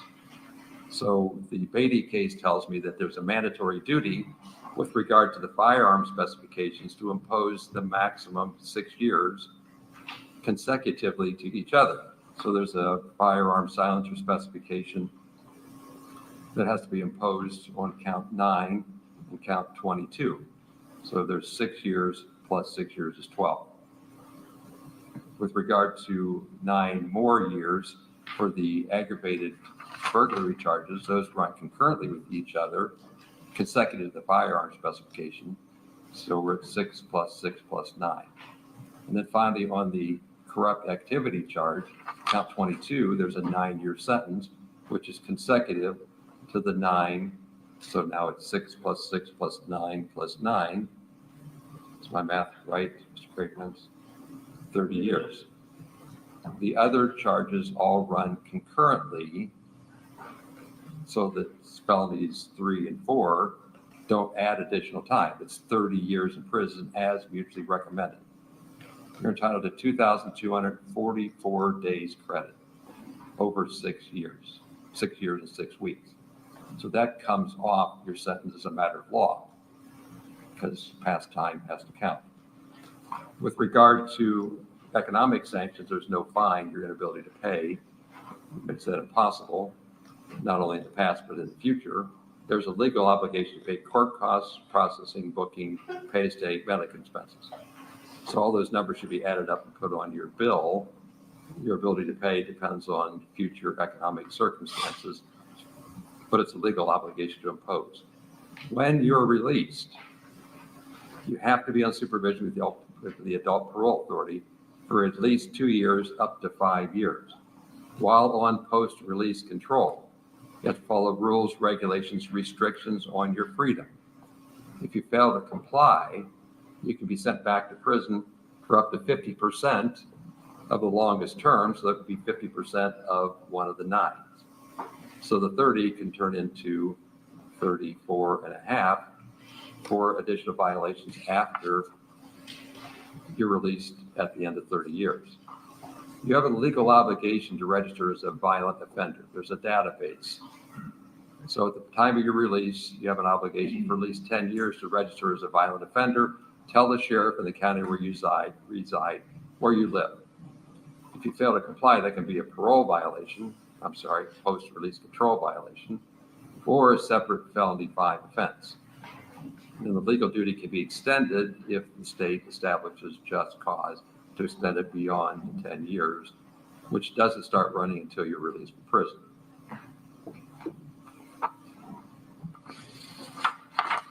Did I overlook anything, Ms. Kneppa? Mr. Craypence? No, Your Honor, my client has signed an affidavit of agency coming approach. Thank you. Yes, that's. I'll hand this back to you. You can have the filing done.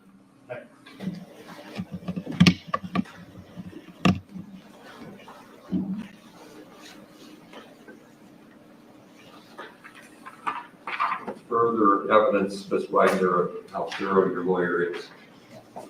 See it? To the extent that I wasn't bound by the lawyers, I could have gone higher. I wasn't here when this started. The analysis is pretty true. The state needed you. And in fact, you came through with your part of the agreement. Does that matter? Well, morally, that's up to you. Legally, it's a big deal. In my journal entry, there's 2 cases cited that clearly explain the importance of cooperation, the benefits of mitigation. You help the state make the case. Jake helped the state make its case. That wisdom, wherever it came from, was the difference between a much worse outcome that might very well have been appropriate. I understand you didn't go to 4 scenes. Nobody seems to talk about the fact that you're the only person that could have stopped the whole thing with 1 phone call. You're standing there with cell phones that people want you to ping to make it look like you're home. All you had to do was call in. Stop the whole thing. The depravity was that you didn't see the moral need to shut it all down. I don't need an explanation, but clearly, any decent human being could have done that little bit to save so much. So with the fact that you accepted responsibility and cooperated, I was willing to follow the agreement. You'll see the Anderson case and the Rahab case is cited in the decision.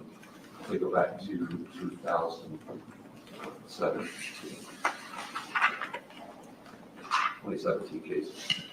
The Supreme Court made it really clear twice in the same term the importance in the system of having people accept responsibility and cooperate. So for you, that's the only silver line. That will conclude that case. Ms. Wagner, they're going to walk out the side door and move you on. Thank you, Mr. Craigman. It's my pleasure to meet you. All right, thank you, my pleasure. Have a good day.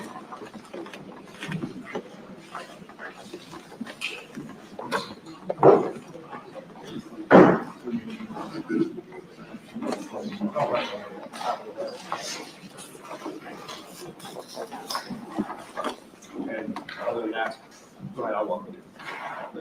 That's right, just from that.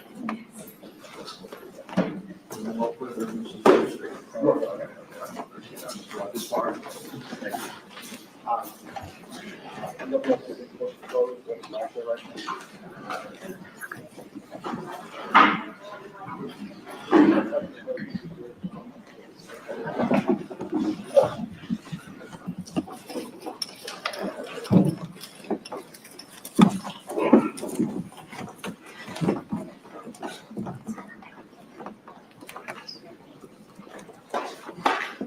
Go ahead and have a seat. This is case 154, stand by for Jake Wagner. Mr. Bay's here on behalf of the defendant, Ms. Roberts. Mr. Tyre is also here. Were you able to hear the state's sentencing recommendations of their statements? Yes, Your Honor. Did you hear them also, Mr. Wagner? Did you hear the statements? Yes. Do you have any issues or corrections you wish with regard to the plea proceeding, Mr. McVeigh? No, Your Honor. Think of anything on this case, Ms. Canepa? No, Your Honor. So what we'll do then is allow the defense attorneys to make their statements. You get a chance to make your statement. Choose to do so, Mr. Wagner. So that's how we'll proceed. Understand?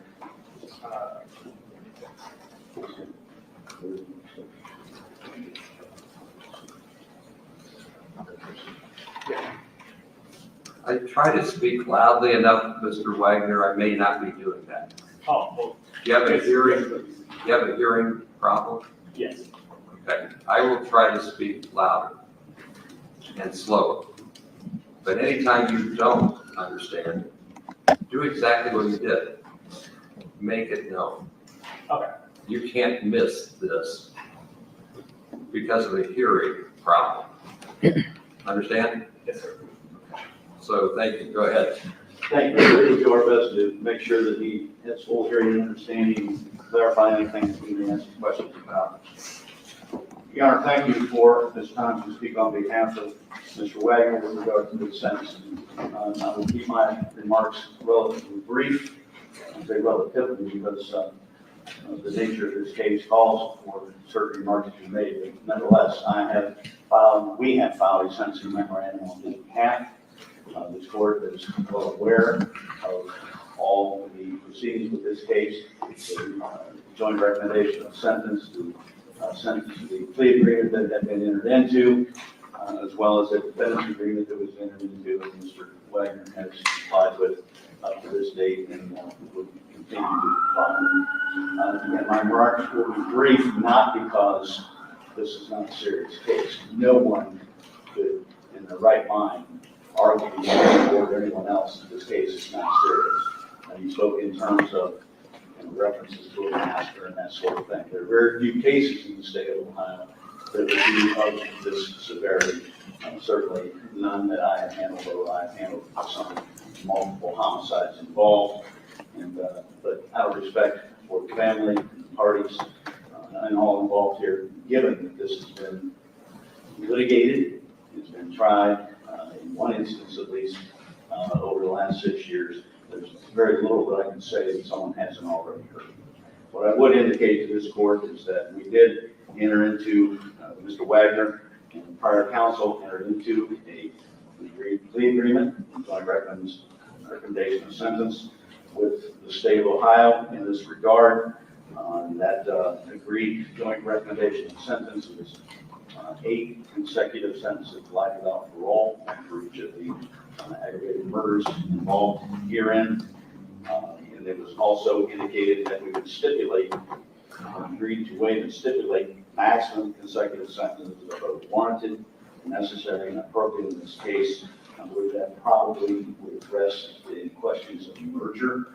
We know that Mr. Wagner knows that it's up to the court when it comes to sentencing. What I would indicate to the court is that he is fully aware that in entering the agreement that he did, he would be subject to a maximum possible sentence of 8 times life without parole, an additional 160 years if sentences were imposed to the maximum consecutive, and then 78 of the 160 additional years would be mandatory sentences. Again, the parties stipulated, or that we stipulated, Mr. Wagner stipulated to the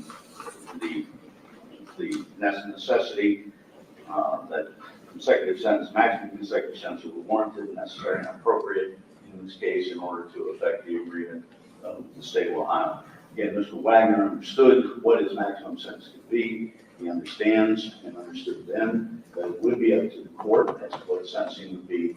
But certainly he entered his pleas knowingly, intelligently, and voluntarily, knowing that he was subject to the maximum sentences as already addressed of 8 times life without parole plus an additional 160 years.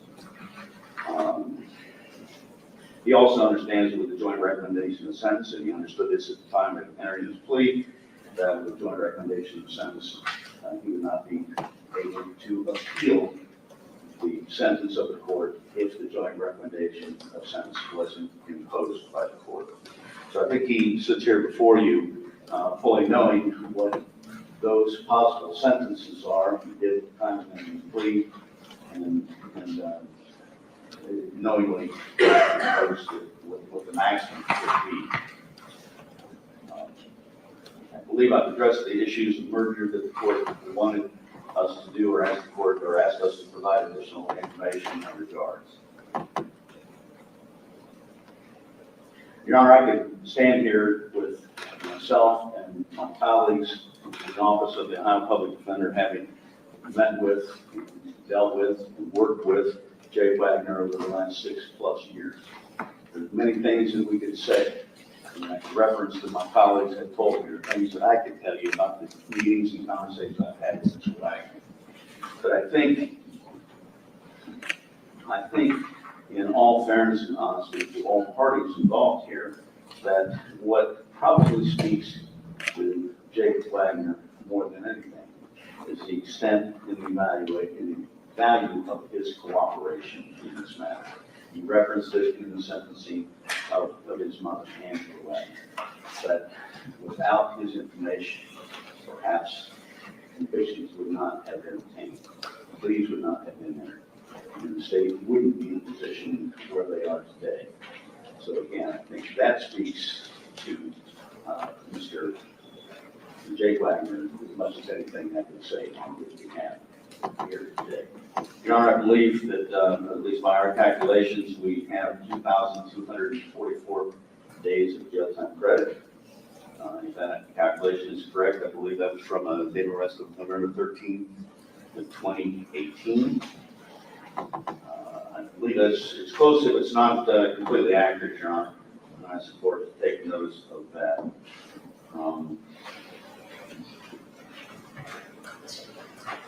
I think the last thing that I would offer is that Mr. Wagner has signed an affidavit in the seat. If I may approach. Yeah, please. Has another item by myself, although it's not another stamp. You have separate entry. You have a separate entry. Just sign them off. We drive up to the board. Your choice. I don't have one with me. I can do a margin note if you're satisfied with that. I'd be satisfied with that, yes, Your Honor. Thank you. That's Other all. things. That's it.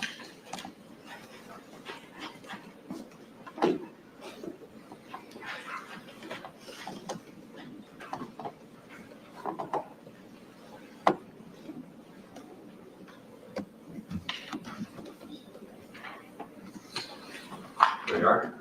Back to you. Thank you, Your Honor. That's all you have, Mr. McVeigh? Your Honor, I would just conclude by saying that, again, we did make a jointly recommended sentence. Mr. Wagner understands what his duties and responsibilities and promises have been in his plea agreement, in the dependency agreement. And, I believe that Mr. Wagner is a man of his word. Thank you. Ms. Roberts, care to add anything? No, thank you, Your Honor. With regard to merger, Ms. Neff, same argument, same discussion? Yes, Your Honor. Okay. I'll reach the same. Yeah, same conclusion. So I think the merger is the same in this case as it was on Angela's. Academic as it might be, it's nonetheless essential to get it right. Your turn, Mr. Wagner, anything you want to say? Actually, Your Honor, I have a lot I want to say. All right. Just pull the mic closer if you would, and try to keep your voice projected. You can hear me now? Yes. No, I have a lot I want to say, but it's okay if you, instead of looking at you, I would like to look at the victims. They are who I really want to You're speak to. entitled to do that. You don't do that? You can. Why can't You're entitled to do that. Oh, I can't. Yeah, so whatever's comfortable. You can stand if you want, you can face them, you can face me. Just make sure no disrespect happens. No disrespect, no. Go ahead.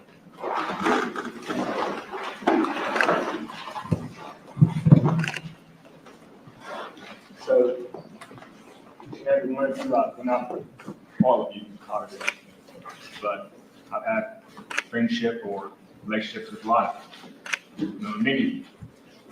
And I know full well that the weight of my crimes, what I've done to you and your family. There's no amount of apology I can give today, no amount of explanation, no thing I can do to help you use the pain you have, the loss, anger, hate. Nothing can save that. But I'm not going to tell you, oh, this, and that. I'm going to tell you about me. Because, yeah, I used to be a manipulator. Ms. Gilley affirmed that, and I truly was. But after I committed this crime, I was still guilty. Ms. Gilley, I'm going to look at you because I feel you have the most hate. And this is for you. And whenever I committed those crimes, it was probably 2 or 3 weeks later, I was weighted down with the guilt I did. And I said the most sincere prayer that day I ever said to that faith. And I asked God. I didn't like what I did. I didn't like how I was living. I didn't like how the possibility my daughter or even my nephew would grow up to be. And I asked God, I said, put me and my family back on the straight and narrow path by any means necessary. Any. And I can tell you today, I am not sorry I got caught. I'm sorry for what I've done.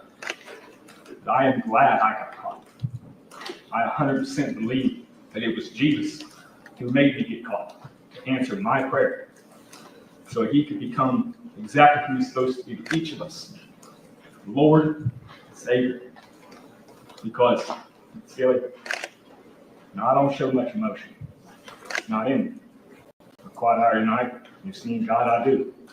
I don't show much here. I'm kind of breaking up a little bit, but that's just me. I can tell you from my own experience, hate will not heal your heart. I'm not asking you to forgive me. I don't. But I ask you, if you are a woman of at least some kind of faith, you should really read the Bible, because hate won't do it. Hate will only condemn yourself. But I want you to know, what I want to tell all of you, is how I was, how I believed, how I truly thought I was going to die and go to heaven prior to being arrested. And how I learned in my own time, alone with Jesus, just him and his word. I set aside every human teaching I was ever taught, even John 3:16. I read the word for myself. John 3:16 don't save you. The Bible don't save you. Only a relationship with Jesus Christ will save you. And he did not promise one place in his word. I don't know how many of you have ever read the Bible. He's never promised he would save you from hell. He promised that he came here to save you from sin, to unleash you from the captivity of sin. We're all weak. We all fall short of the glory of God. I knew that, and I was one of those people who believed, okay, sure, I'm a sinner, I'll sin every day. It's not like, why should I try? Ask for forgiveness when I eat, go to sleep, and I'll be good. I wasn't good. That's not what Jesus preaches. Jesus says specifically, you come to me, all your burdens, all your sorrows, all of your pain, and you surrender, and he will heal you. You know, some of you might know the verse which says you must become like a little child, or you by no means enter the kingdom of God. You must repent, or you by no means enter the kingdom of God. Repentance is what I thought prior to actually sitting down and reading the Bible myself. It's not asking for forgiveness. That comes from repentance. Repentance is to choose to look at what you've done, hate it, and forsake it. Forsake sin. Nobody can say that they are a God-fearing Christian, born again, and think sin is nothing. At least those sins, lying. Lying is just as much an abomination as any other thing. I've committed murder.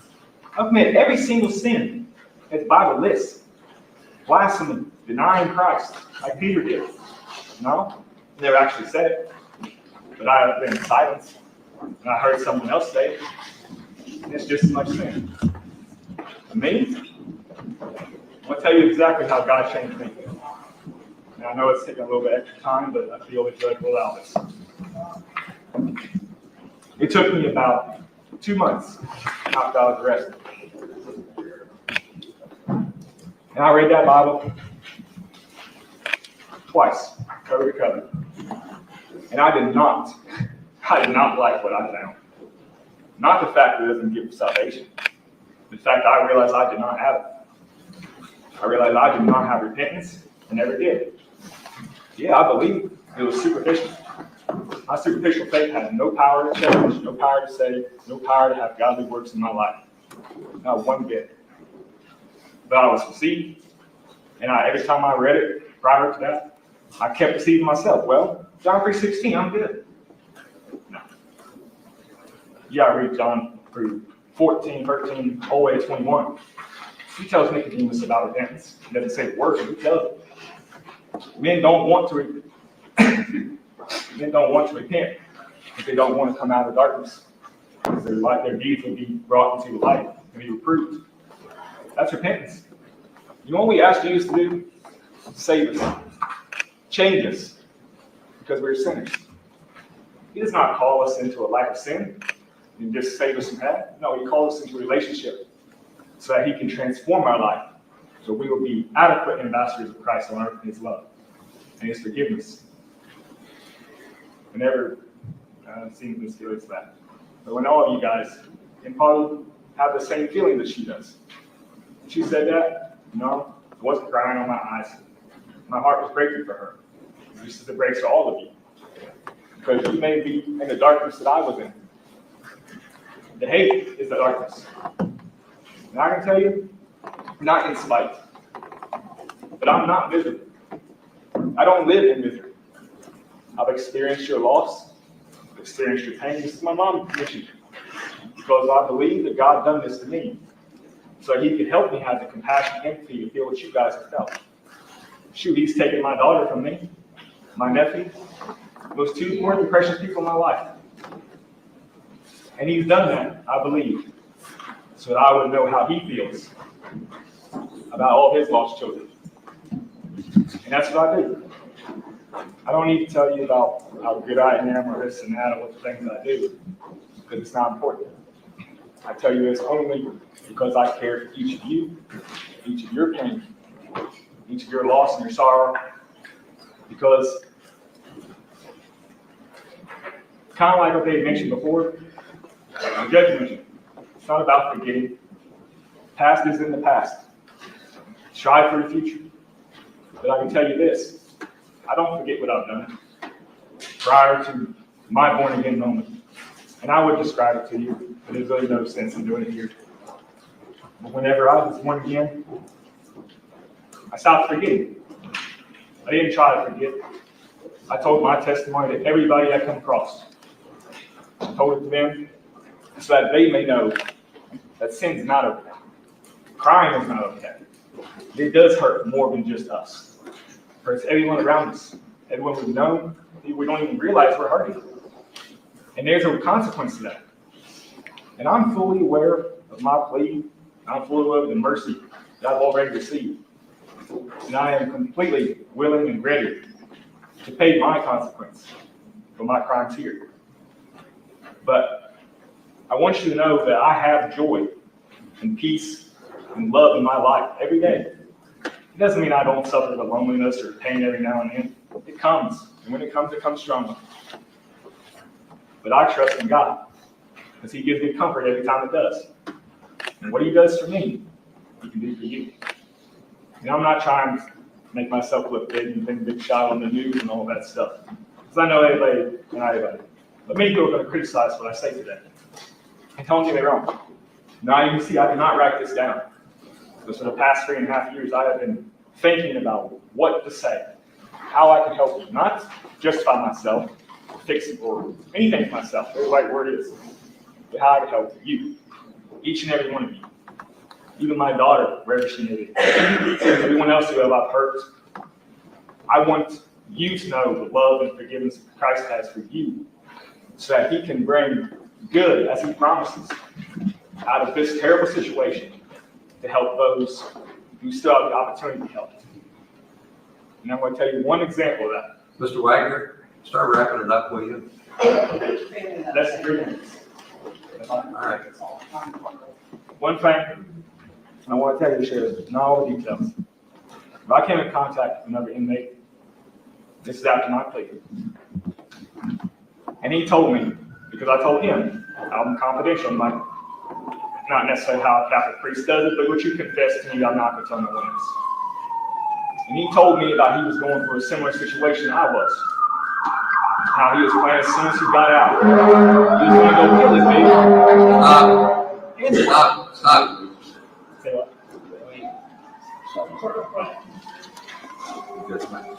Wait. Okay. Go ahead. 2 minutes. Well, I was able to spend time with that inmate a lot. And I was able to share with him what my consequences and the pain I've caused for so many people.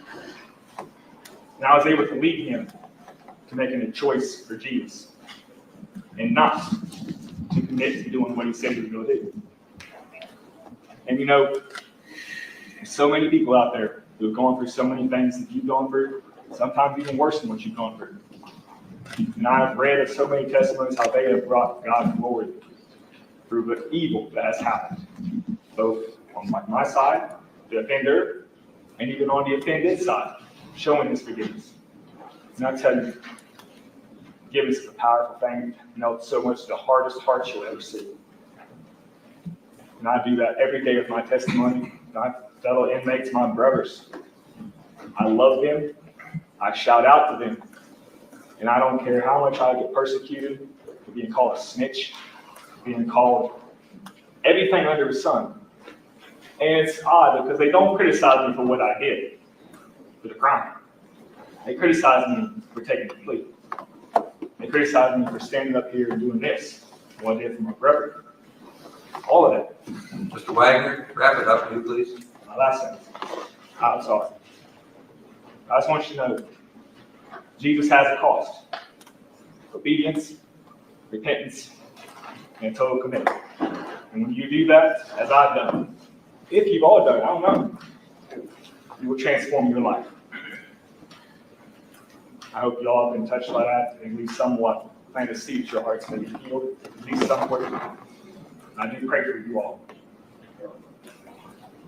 That's all I got to say. Have a seat. Thank you, Mr. Wagner. Nothing further than intentional. Thank you very much.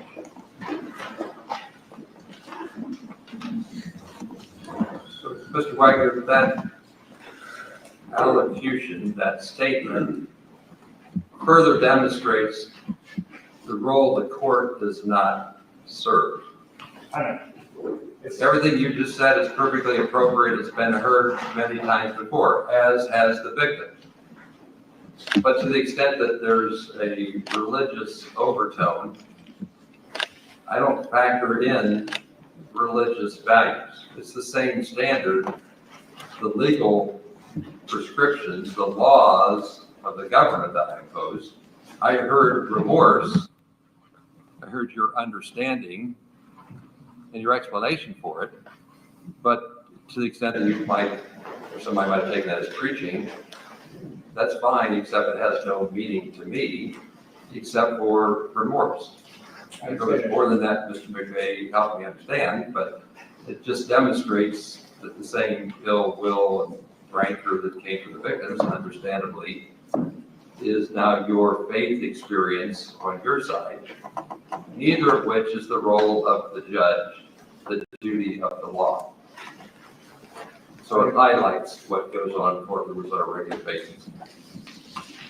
Your Honor, what I might add to that, perhaps by way of further explanation, is a belief from my conversations, and conversations with my colleagues with Mr. Wagner, that the statement that he made there was he wanted to speak to the victim's family, and rightfully so.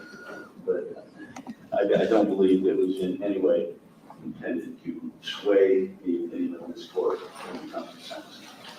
We said the same thing different ways. We did. I can't accept that. We did. For benefit of the record, a lot of the victims in the gallery walked out along the way as they're allowed to.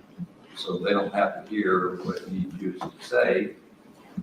It's how it works. Yes, Your Honor. In fact, this day is more intense than many, but it's all too familiar on the criminal court documents. Yes, Your Honor. With regard to sentencing, Mr. Wagner, the court has the same analysis. Severity factors, well, obviously, clearly, there's more serious factors. There are no less serious factors. With regard to whether you're likely to be a repeat offender or not, I'm not going to have a crystal ball to project where you are after a long prison sentence. So I'll just find that the recidivism factors balance out. It's unpredictable, but I did the analysis and thought about it. With regard to the penalties to impose, count 1, aggravated murder, life in prison. Count 2, aggravated murder, life in prison. Count 3, aggravated murder, life in prison. Count 4, aggravated murder, life in prison. 5, aggravated murder, life in prison. Count 6, aggravated murder, life in prison. Count 7, aggravated murder, life in prison. Count 8, aggravated murder, life in prison. Count 9, conspiracy to commit aggravated murder, maximum 11 years out of Department of Rehabilitation Corrections. Counts 10, 11, 12, 13, aggravated burglary, maximum terms of 11 years in prison. Count 14, possession of a dangerous ordinance, 3 years in prison. Counts 15, And 17, tampering with evidence, 3 years in prison. Counts 16 is tampering with evidence, 3 years in prison. Count 18 merges, so there's no sentence on 18. Count 19 merges, so there's no sentence on 19. Count 20, unlawful interception, 18 months in prison. Count 21, obstructing justice, 12 months in prison. Count 22, engaging in a pattern of corrupt activity, the maximum of 11 years in prison. And then count 23, unlawful sexual conduct with a minor, a 4th degree felony because of more than 4 years of age difference. In that case, 18 months in prison, the maximum sentence. With regard to firearm specifications, the court's duty bound under the recent Beatty case to impose mandatory 6 years on the first firearm spec taken from count 1 and 6 years on the firearm specification found in count 2. You're entitled to 2,244 days of jail time credit up through including today. You're required to register as a violent offender. You also have sex offender registration requirements. The sex offender registration requirements apply upon any release from prison, which would be for a period of 25 years, registering at least every 6 months with the sheriff in the county where you reside. If you change your address, take into employment, then you have to change your registration anytime you change your variable. The violent offender database, as you heard earlier, is a 10-year registration, which can be extended. And if you fail to comply with the sex offender registration or the violent offender registration, that can be a violation of any terms of release or a separate felony at the time. The Chief Justice appoints retired assigned judges to work on cases where there's conflicts or problems. And I take that very seriously. It's a privilege after retirement to be granted the opportunity to come back and continue to help my colleagues. That's why I get out of bed every day. There's a need, there's a problem, maybe a skill to apply to resolve the need and the problem. That's how I got here. We talked about this with your dad months ago. I got 2 problems when I walked into this case. I'm going to explain the 2 problems. The first problem was a recommendation on your case that was the same as it was on your brother's, life without parole, which is what he got, right? How did he get there? He went to trial. He had 10 weeks of trial, and he had thousands of dollars and dozens of witnesses and emotional energy and staff energy, people energy, resources energy to get him to his conviction. Yet the recommendation here is the same, giving you no credit for all the cooperation that you gave. As Mr. McKinney said, you don't have corroboration of a cooperative witness, you may not have any case. So I have to resolve the first problem is how is it that I'm supposed to treat you the same when in fact you didn't act the same? That's the first problem. The second problem is how do I resolve the good deal that your mom got? 30 years is a really long time. That's a really good deal for the level of the conduct, especially since she could have stopped the whole thing dead in its tracks before it ever happened. And I don't let her off the hook because she didn't go to the scene. I put her equally responsible because the eyes of the law put her equally responsible. So my second problem is how do I resolve what looks to me like some sort of gender violence? And here's how I resolve it. I give you the opportunity of parole after 20 years on your prison sentence. So you do 6 on the gun spec. You do 6 on the gun spec. You do life on all the other counts, everything concurrent with the opportunity of parole at 20 years. So 32 years out, you get your chance because you cooperated, because you did something to acknowledge the responsibility for the crime. That's not a feel, but that's as close as I can come to solving the problem that's handed to me by these ancient plea agreements.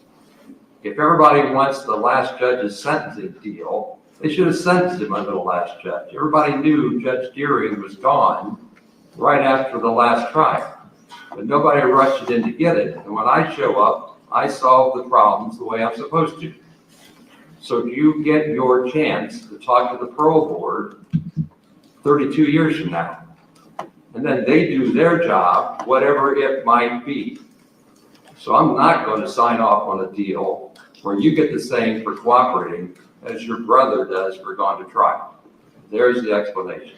Court costs, processing, booking, paid state medical expenses, have to pay the legal obligation.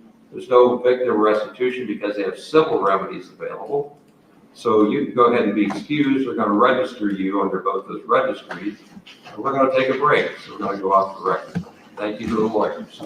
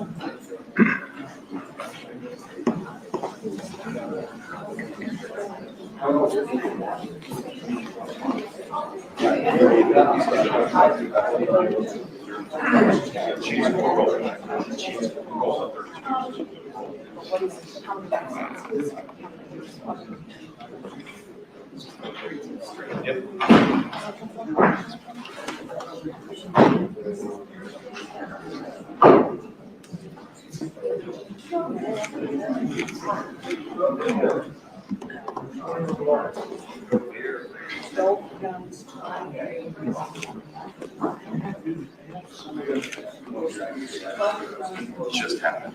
They just recessed. The judge at the last minute. She said, "Here's Jake. Cooperated with his brother. His sentences. 2 years with the chase. He admitted to killing 5 people."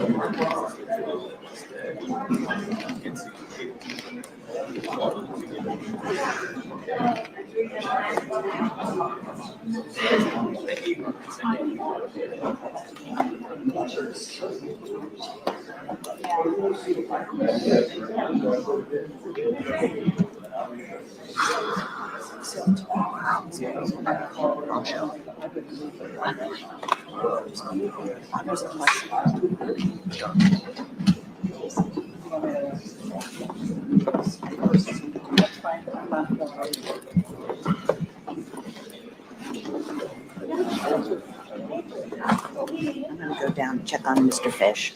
Yeah, tell him I don't put it on channel 2 because I was told to use the mics. Yeah. It was very echoey. I did when they read. They said he couldn't hear her. They can hear her if they pot it up because she was coming through. So just tell him, because I'm feeding through my TV, I can't mix the channels. Okay. Supposedly. I did at the anchor. He hasn't said anything about the audio. Okay, well, the other guy was like, I can hear her. Like, it's there. I know it's there. They just got to boost it. Oh, okay. So I just kept it on all the time. I just explained that that's why I did that. It sounded very echoey with the judge were talking. And Yeah. Yeah. Then when he spoke, obviously, it had the mic up in front of him. Yeah, So. yeah. Wow, what a bombshell. Yeah. He gave him 32 years and he gets out. He gets to law. Well, he was paroled. He gets the law, but he gets his right to go to parole hearing. So, Yeah. isn't that right? I mean, Yeah, I that's think what he's the like. That's what we're all back here going. I think he gets to go to a parole board. Yeah. Wow. After killing all those people. Wow, wow, wow. Yes, that he was bad. Oh my God. So dad, after about the third sentence, I'm like, I got him walking out too. Yeah. So Fish was like, "Go, I have to go get her," and I was like, "You go."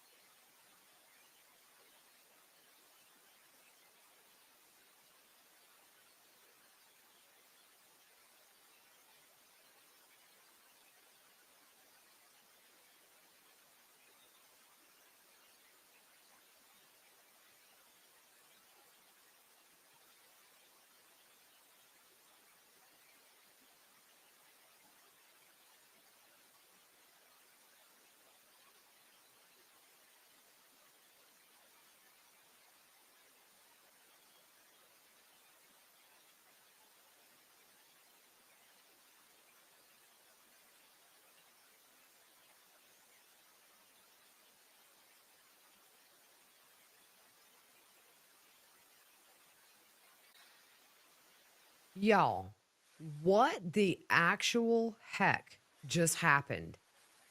My mind is blown. 32 years eligible for parole. Now, I think the chances are slim to none, but what is up with this judge? You know, there's a reason that Canepa wanted him off, and we're seeing it right now. He is ruling against the state nonstop. This is insanity. Holy moly. I hope this is revisited or something. I mean, Jake admitted to murdering at least 5 of the victims, and he could be out theoretically in 32 years. I am just speechless almost. Holy moly. And the sermon that he preached was so condescending. I mean, you know, if you found Jesus, good for him, but there was no tears. There was really not much, I'm sorry, I killed all your family members. Wow.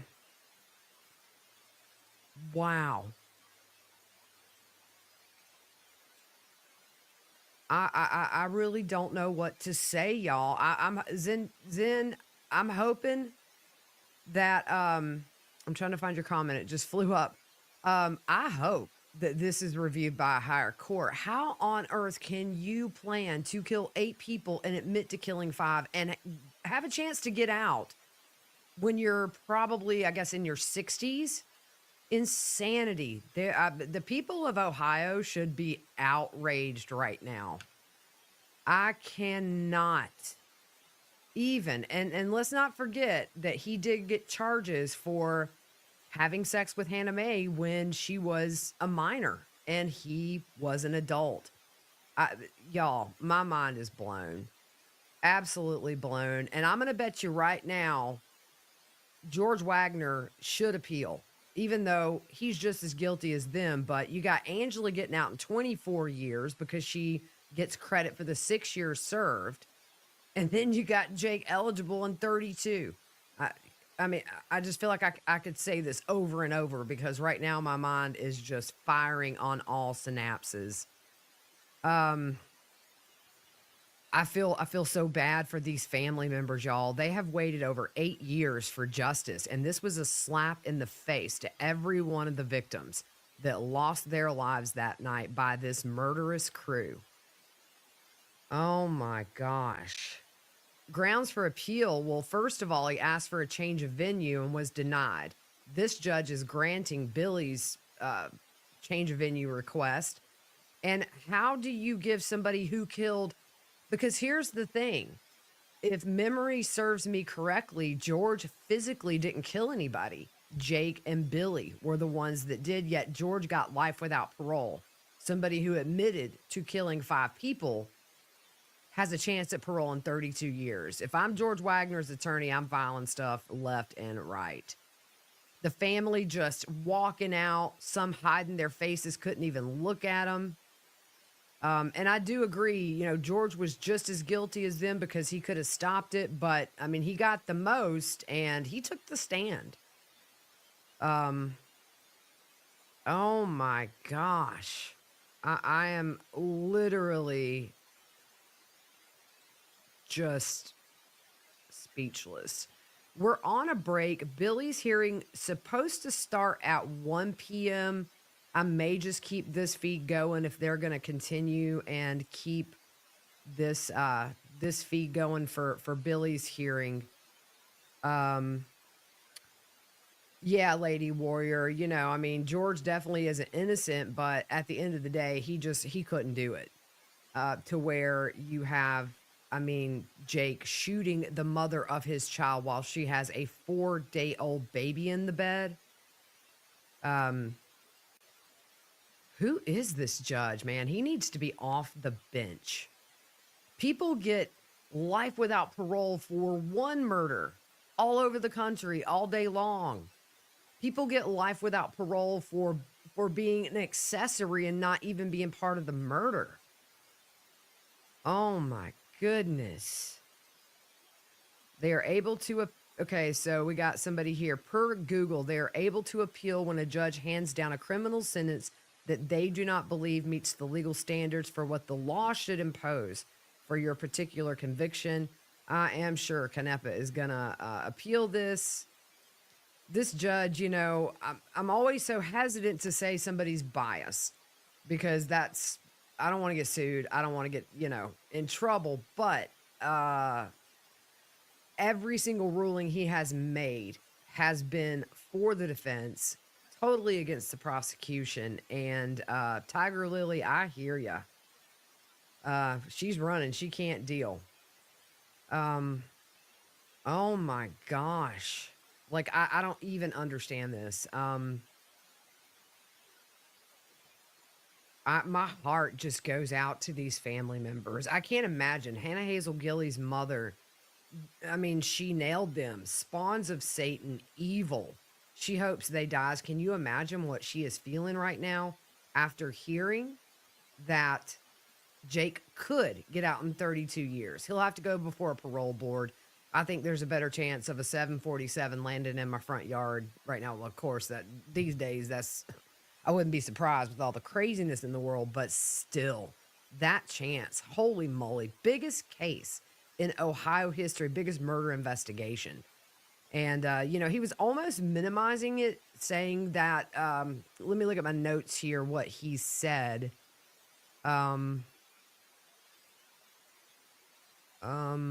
He talked about some kind of persecution where like he mentions 96 Christian pacifists being killed by militia, as if saying, well, there were bigger crimes committed in the past. Geez. 8 people in one night in 4 different locations, well planned. So what if you help the state? Just be glad you're not getting the needle. Instead, hey, let's give you parole.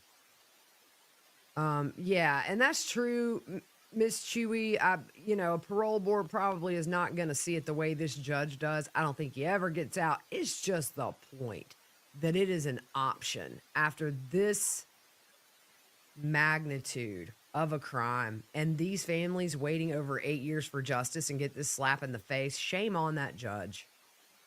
Shame on that judge. And I mean, really, Angela's serving 24 with the credit of the 6 years she served. So let me do the math. I'm a finger counter. 8 years later, after she is released, when she, I believe, was the mastermind, but wasn't at the crime scenes, her son could be up for parole. Holy crap.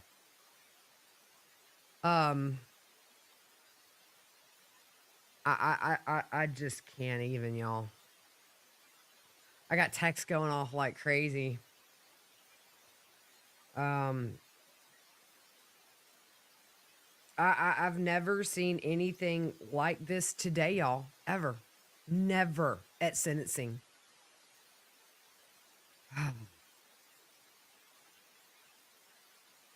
Yeah. Was a lifelong Ohioan. I immensely apologize for the injustice served to your lives again. Eric, bless your heart. It ain't on you, buddy. It's on this judge. Oh my gosh. Yeah, I'm blown away, y'all, too. So here's what I'm going to do. I'm going to go back and try to clean up the audio of the victim, of the statements made by Angela and Jake. I'm going to post those separately so that we can hear a little better. The audio was not that great. I'll post those later. I'll do a little recap of it. And then we'll see what happens with George's here. And heck, at this point, I wouldn't be surprised if the judge is just like, go home, buddy. You're good. Yeah, this one's going down in the history books. And I mean, this probably is going to be something that's going to be looked at on many different levels. It really does seem like he has it out for Angela Canepa. I mean, just railroading her at every turn.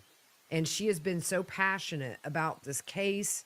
She's invested over 8 years of her life for justice, only to get slapped in the face by that guy.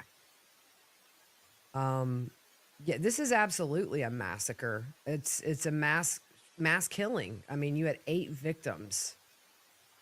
Yeah, And Jake said that God allowed him to do that stuff so he could find his way back to God. You know, I'm not the most religious person, but I was raised in church, and that's not the God I know that I was. Okay, so Cherry and Max recap. Angela Wagner was sentenced to 30 years, credit for time served, which was just over 6. So she gets out in 24 years. Jake Wagner sentenced to all these life sentences, but the judge said, because you worked with the state, we're going to let you be eligible for parole in 32 years. Yes, you heard me right. 32 years. Jake Wagner, who admitted to killing 5 people, including the mother of his child, who was holding a 4-day-old, nursing a 4-day-old baby in the bed. 32 years, potentially could get out. Will Billy's trial be live streamed? LG, as far as I know, yes. I haven't heard any different. Yeah, this judge is off his rocker. My flabbers are gasted. Yeah, you and me both, Lauren. Holy moly. Difficult research. Hey, Kresha. She says, hey, y'all, that was brutal. My heart goes out to the victim's family members and to the prosecution team. I missed the victim's statements, but heard it was super short. Such a sad day for all. Amen, sister. The victim impact statement by Hannah Hazel Gilley's mother. She was Frankie Rhoden's fiance. Their 6-month-old baby was in the bed when she was killed. They flashed her body on the screen. You see little baby handprints in blood. And Frankie's 3-year-old child inside the house with these dead bodies. Jake and Billy were in there and shot them. What happened to Jake's daughter? We don't really know, Donna. I haven't heard if she's with family. I know in the beginning she was in another county, I believe in foster care, but I do not know if Jake's daughter ended up with family or Hannah May's daughter. I know that Frankie's son is with his mother. I've never seen anything like this, and no nonsense judge. He's no nonsense, but in my opinion, he is no judge. But we've never really, Jake's daughter is in protective custody. So probably at this point adopted out. She's got to be close to a teenager now. Yes, this judge does need to get off the bench. Lady Warrior, last I heard, she's well taken care of. That's good. But man, the burden they put on that child is lifelong. All the children that are parentless. That's, Funkarella, number one, I love your name, but that's what I'd heard too, was that she had been adopted. Ruger, the newborn, seems to be with Hannah Hazel Gilley's mom. Good. They need their family. Also, the new baby, the new baby that Hannah May had, don't quote me on this. I think maybe the biological father has her, but I'm not 100% sure. Yeah, Emily, Jake said he pretty much committed every sin of the 7 deadly sins or whatever, but I really believe Angela was such a mastermind behind this. She was so obsessed with these grandkids, and we're seeing that so much with these grandmas that just can't share and do the right thing. Of course, there were allegations of sexual abuse in this case, as with the Matthew Rastelli case, or was it Matthew Rastelli? There was some abuse allegations. I can't remember, but we're seeing this excuse time and time again as justification for murder, and they're all unfounded as far as we know. Hannah Hazel Gilley's brother was the newborn's father. That's right, D-Turn. Thank you so much. It gets a little, and Bullvine is back where his mother, where he belongs. Really, really like his mom. She seems like a good person. And I have seen pictures more recent of Frankie's son, and he looks just like Chris Sr. Looks a lot like his grandpa. I think that judge's inbox and voicemail is going to be full. If I'm an Ohio resident, I am ticked off because this case has gripped that state since 2016. Even Jake looks shocked. Yeah, I'm gonna have to go back and get some screen grabs of that. Could this judge dislike for someone else have had that big of an impact? I'm gonna tell you what, it don't follow any kind of law. I'm not a lawyer, but it makes no sense. Hannah Rhoden's newborn, 4 days old when she was murdered, and she was nursing, as well as Hannah Hazel Gilley. The state had the plea deal hammered out before this judge came on the bench. We had the other judge who I believe retired out due to age. But for those of you that don't remember, the plea deal with Jake was you testify to the liking of the state at George and Billy's trial, and we take death off the table, meaning 8 life sentences for him, which he got, but he also got a chance at parole. How do you get a chance at parole with 8 death convictions or pleading guilty to it? Oh my gosh. I hurt for those families so deeply. Oh my, I can't even imagine. Can't even imagine. The Gilleys both have children. That's right.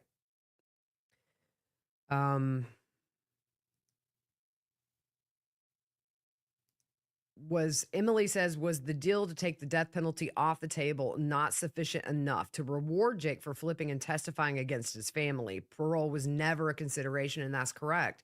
It was going to be consecutive life sentences, just no death. And then this judge is like, hey, we'll let you out maybe in 32 years. No apology from Jake, no emotion, no tears. He was just Pastor Jake up there. Telling them to find Jesus to help heal from what he did without him saying, hey, I'm sorry. The judge did not stick to the plea deal. He sentenced him to the life sentences, but gave him the chance of parole after 32. And the plea deal was he was supposed to testify against his brother and dad and then would be sentenced if the state felt he upheld his end of the bargain. And the judge totally just took that plea deal and threw it out the window. Will this help George with an appeal? I wonder, Hash Brown. If I'm George's attorney, I'm filing stuff today. My gosh. I'm just reading some of your comments here, and they just echo everything I'm feeling right now.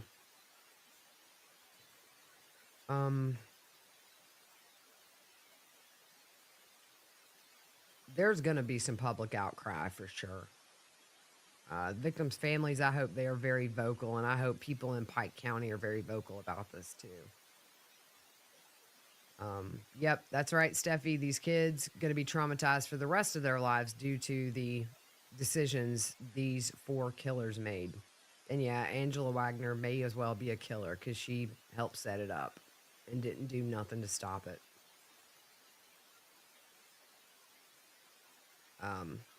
So yeah, I'm not sure while we're on break. I'm not sure if they're just going to go ahead and 12:23, a 1 o'clock hearing for Billy. I got a feeling they're just going to stay on break until he comes up. All right, I'm going to start cleaning up the audio from the victim impact statements to put up. It was a bit hard to hear.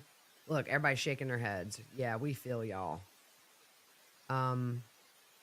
So I'm going to start getting that ready so you guys can hear everything. Angela's was very muffled, couldn't really hear hers.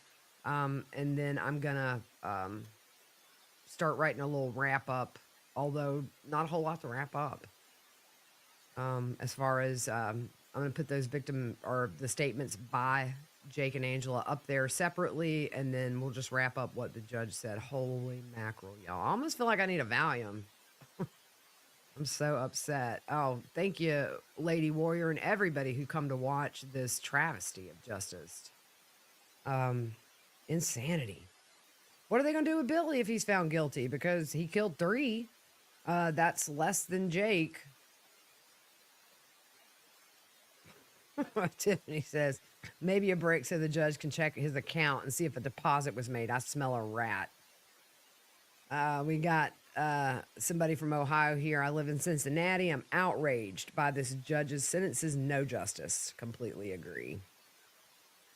Don't forget to hit the like button. If you're not subscribed, hit subscribe. I do put out YouTube shorts. I've already put out one about this crazy parole chance.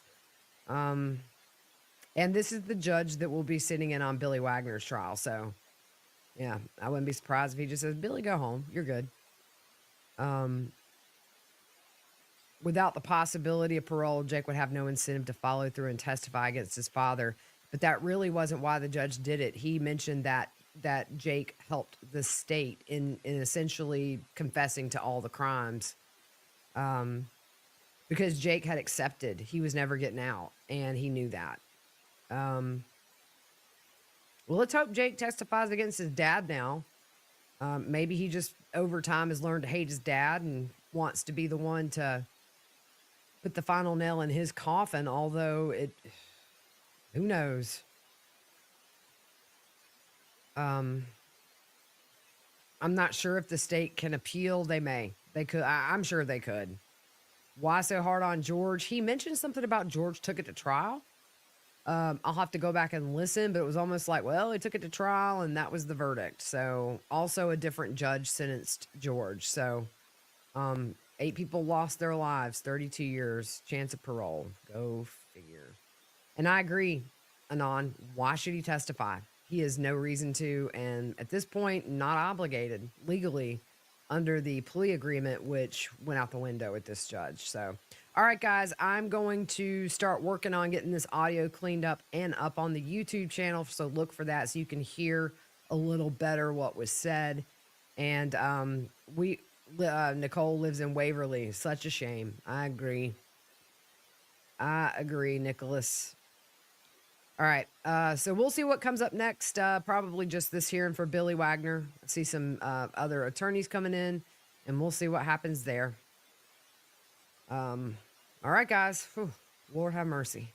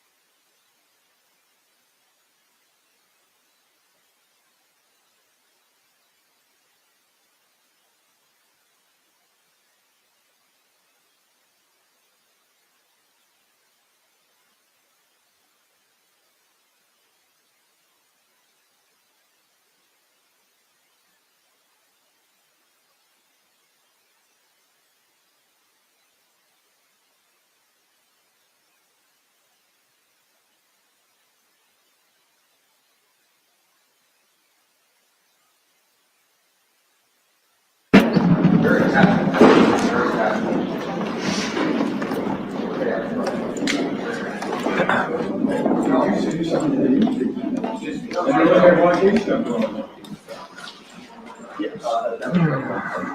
ahead, relax.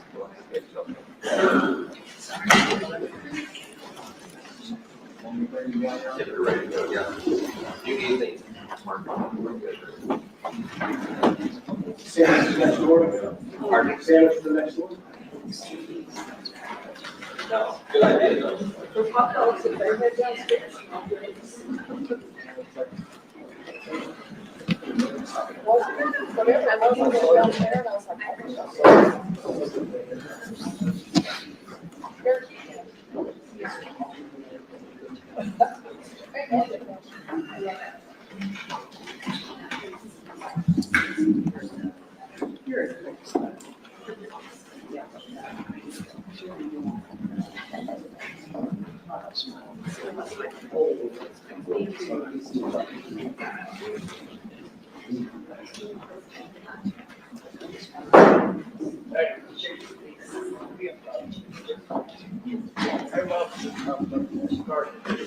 When the lawyers come in this morning, had a flat tire on the way down.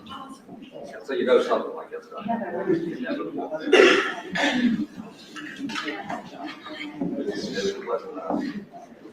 Well, good news, she had her way. Audio, is it okay? Okay. Yeah.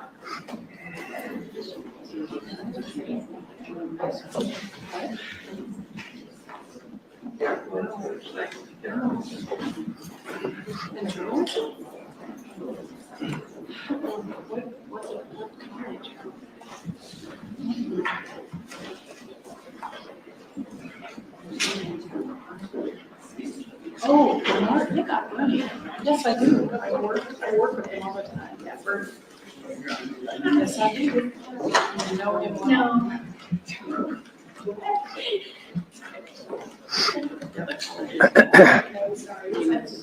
He's on the side. Oh, no. That was smart enough to be a business guy.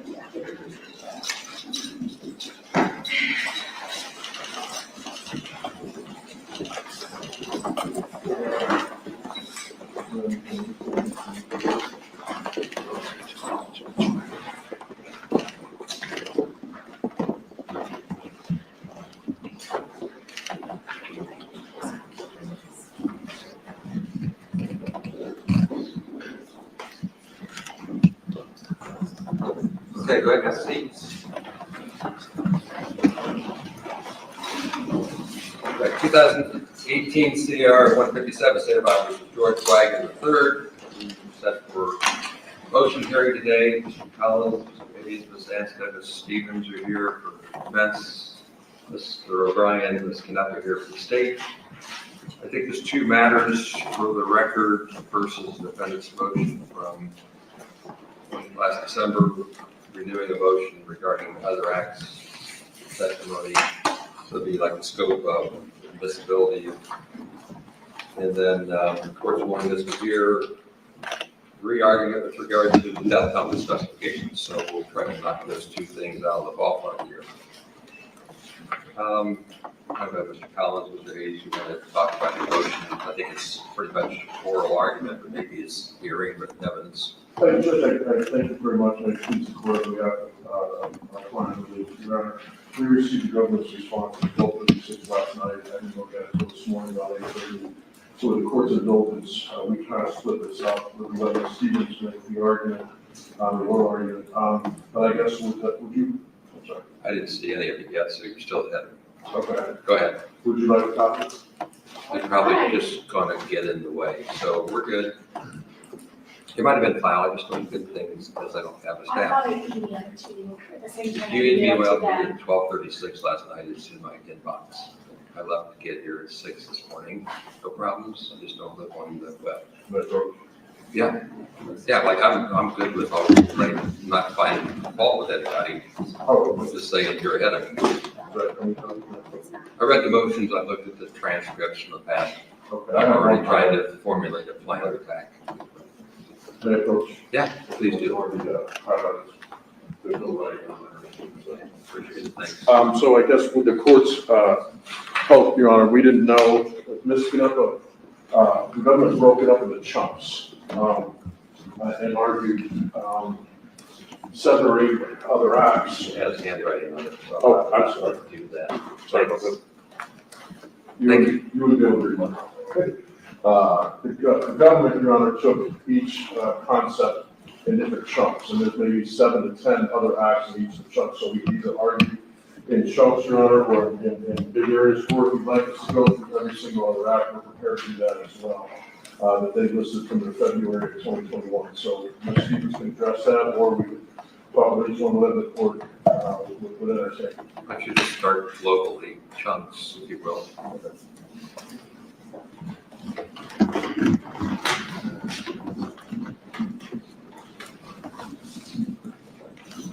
Thank you very much, Your Honor. May I proceed? You sure can. May it please the court.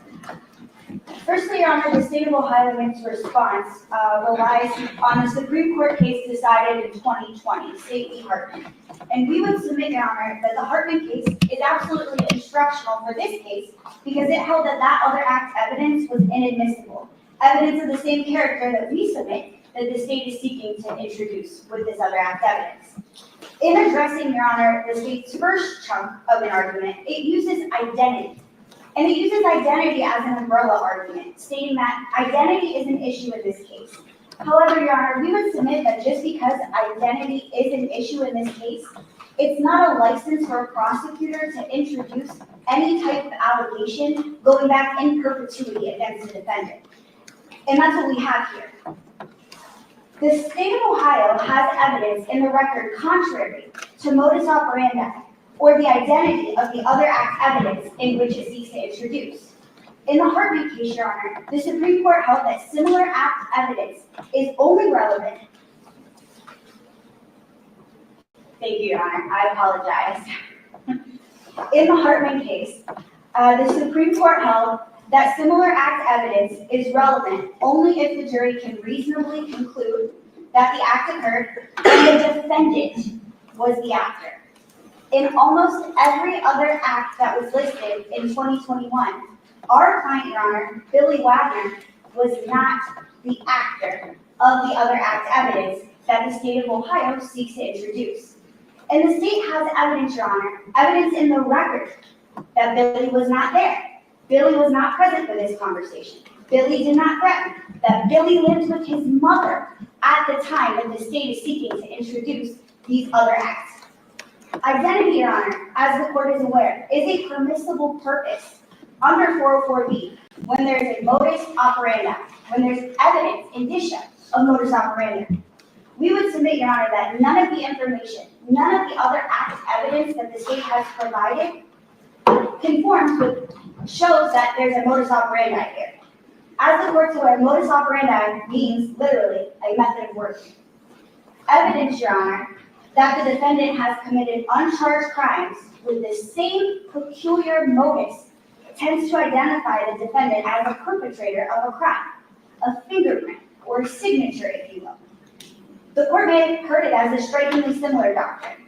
An example of such, Your Honor, of a modus operandi type for which another act can be admitted into a trial would be something like a fingerprint or a signature. A serial killer shaving the head of his or her victims after every killing. Taking trophies from every type of murder. That is the modus operandi, and that is the exception that the Supreme Court of Ohio contemplates. But the state argues that identity here is absolutely an issue, and that therefore modus operandi is an issue. We would submit, Your Honor, that modus operandi is not an issue. The utility of modus operandi, Your Honor, comes from its connection with the current crime through shared characteristics that make the conduct unique to the perpetrator. Here, Your Honor, the accused perpetrator is Billy Wagner. There is no fingerprint like of someone who is not our client hacking a Facebook. And these are just examples, Your Honor, of the other act evidence that the state is trying to introduce for Mr. Wagner's trial. There's nothing modus operandi about any of the evidence that the state seeks to admit. As far as common scheme evidence, Your Honor, the Hartman case is also instructive on how this court should rule. Other acts that are admissible for a plan or common scheme must be so inextricably linked, and the other acts must be of the nature that they are carried out in furtherance of the same overall plan. Evidence of a common plan design refers to a larger criminal scheme, of which the crime charged is only a portion. That's what the Hartman case held. The bill of particulars, Your Honor, informs we as the defense that the charges we have to defend against, specifically the engaging in corrupt activity charge, stems from January 1st of 2016 until November of 2018. The engaging in a pattern, that conduct that is specifically mentioned in the bill of particulars, does not encompass date ranges for things such as citing gas, for things such as Jake's controlling nature of Hannah. It starts on January 1st of 2016. For the court's reference, not when Sophia was in the womb, but rather Sophia was 2 years old in 2016. And so as such, there is no evidence of any type of common plan or scheme that the state seeks to introduce with this other act evidence. Your Honor, we would submit that as far as the state goes with Tabitha and Elizabeth Wagner, we would submit that those same arguments stand with respect to modus operandi. With respect to the various other acts that the state argues concerning the Wagners, the state tries to argue the definition of relevancy for proving criminal enterprise or conspiracy in its response. Yet, Your Honor, criminal enterprise, consciousness of guilt are no exceptions to 404B. The court has a blueprint for how to analyze each and every one of these other acts. First is it relevant? Second is, does it tend to show propensity? Third is there an exception, a non-propensity exception purpose?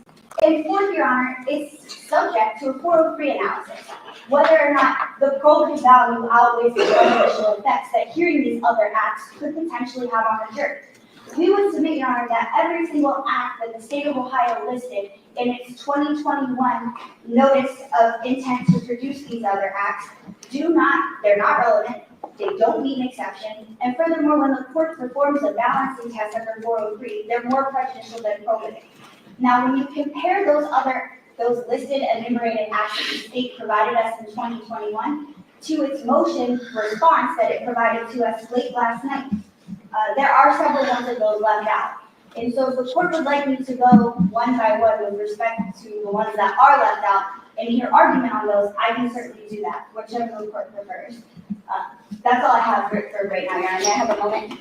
In addition, Your Honor, if I may, it's a situation where the rubric established by the Hartman Court, Your Honor, requires that other evidence be so related to the crime charged in this circumstance that the evidence of the other acts is significantly useful in showing the defendant's intent with the crime charge. And that's on page 58 of the Hartman case.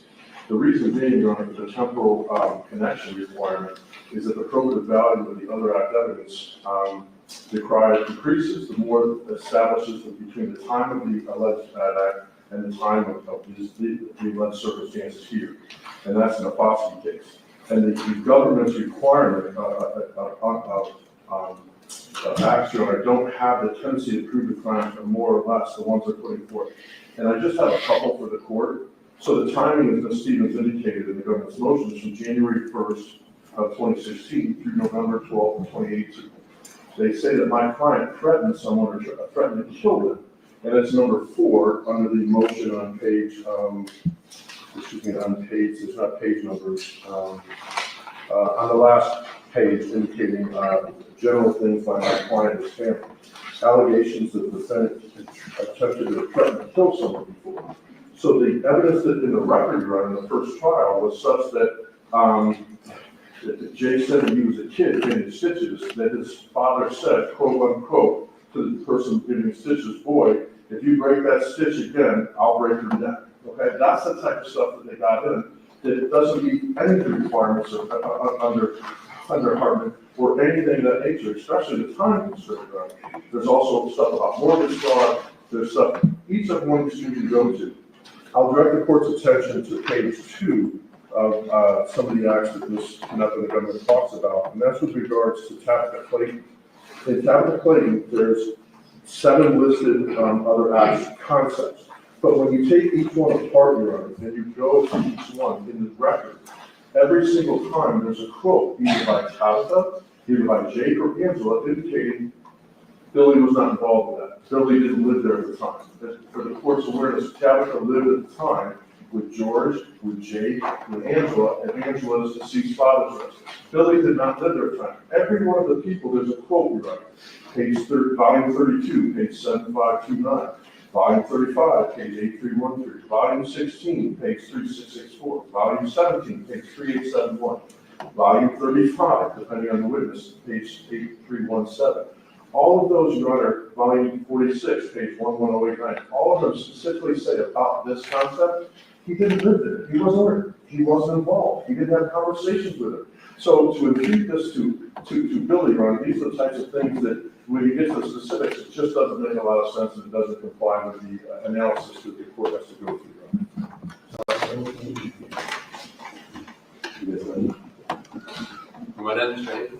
All I would say, just plain and simple, they put the cards on the table. The state is trying to get this information in to show propensity, to show bad character. That's the sole purpose. There's not a nexus. There's not a connection to the crime in and of itself. That was the basis, although even reading through the first transcript, there was a lot of other evidence that wasn't objected to. But it is a basis of that view in the first trial as well, when the assignment of error, the other evidence wasn't out in. We don't see the connection. The majority of this is all tenuous. It does not connect to the inclination to prove identity or motives that Billy Wagner committed to murder themselves. Did these issues go up to the Court of Appeals out of George's board? Correct. Was there a decision? I don't believe there was a decision. I can't speak definitively. Okay. Thanks. Unless legal, look for it. Your turn, go ahead. Thank you, Your Honor. I guess, the state found its notice of intent to use other acts of evidence back in 2021. I recognize that what they have done, I think, is to go through the transcript and, things that came in George's trial that they think should not come in Billy's trial. And the state will readily concede that we agree that some of that will not. We're not at the point where we're seeking to introduce those sorts of things.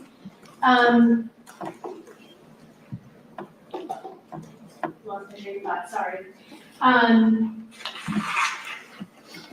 But when we're saying things like Billy didn't live there at the time, when Tabitha was there, that's not true. There was a time where Billy was living at the Flying W to help take care of his ailing father.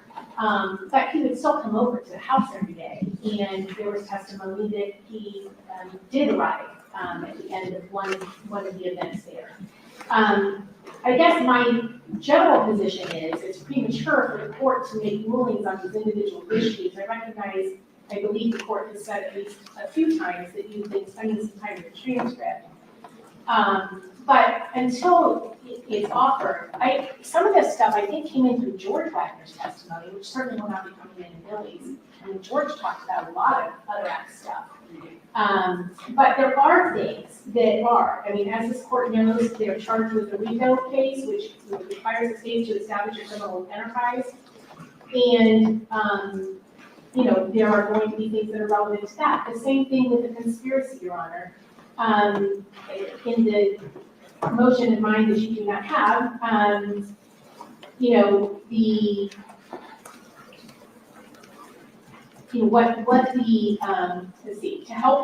so in other words, because conspiracy requires meeting co-conspirator minds on a common criminal objective, other act evidence indicating a co-conspirator state of mind may well be relevant to explain how a criminal enterprise developed, to help the jury understand the basis for the co-conspirator's relationship of mutual trust, or to complete the story of the charged conspiracy. Both Jake and Angela testified in George's case that it was a tumultuous relationship between Hannah and Jake, and their obsession with Hannah and Jake's child were the primary motive in the aggravated murder. So again, some of this stuff too, that I, in the notice of intent to use other acts of evidence, really doesn't need another act of evidence. I just threw it in there out of abundance of caution. The fact that, they're controlling of the females that come into their life, in the state's opinion, is a behavioral, fingerprint. They have a definite playbook when it comes to dealing with the females, Hannah, May, Tabitha, Plater, and Beth Ann Wagner. And that playbook gets repeated over, and ultimately culminated in the death of 8 people. Because it was when Hannah May said, I will not sign custody papers ever, they'll have to kill me first, that the wheels got set in motion. That was December of 2015. And by April of 2016, Hannah May and 7 members of her family were dead. As a result of that resistance to control that the Wagner family exerts. So, I guess, the modus operandi, with some of the arsons and stuff like that. I know the state argued this in Georgia's trial. It's the same thing. They plot, they have a plan, everybody has their role in the process. After the crime has been committed, they work to cover it up and come up with a story, to put out to the masses or to the law enforcement should it come around. So, that is exactly what we see going on here. And again, that kind of goes back to that criminal enterprise.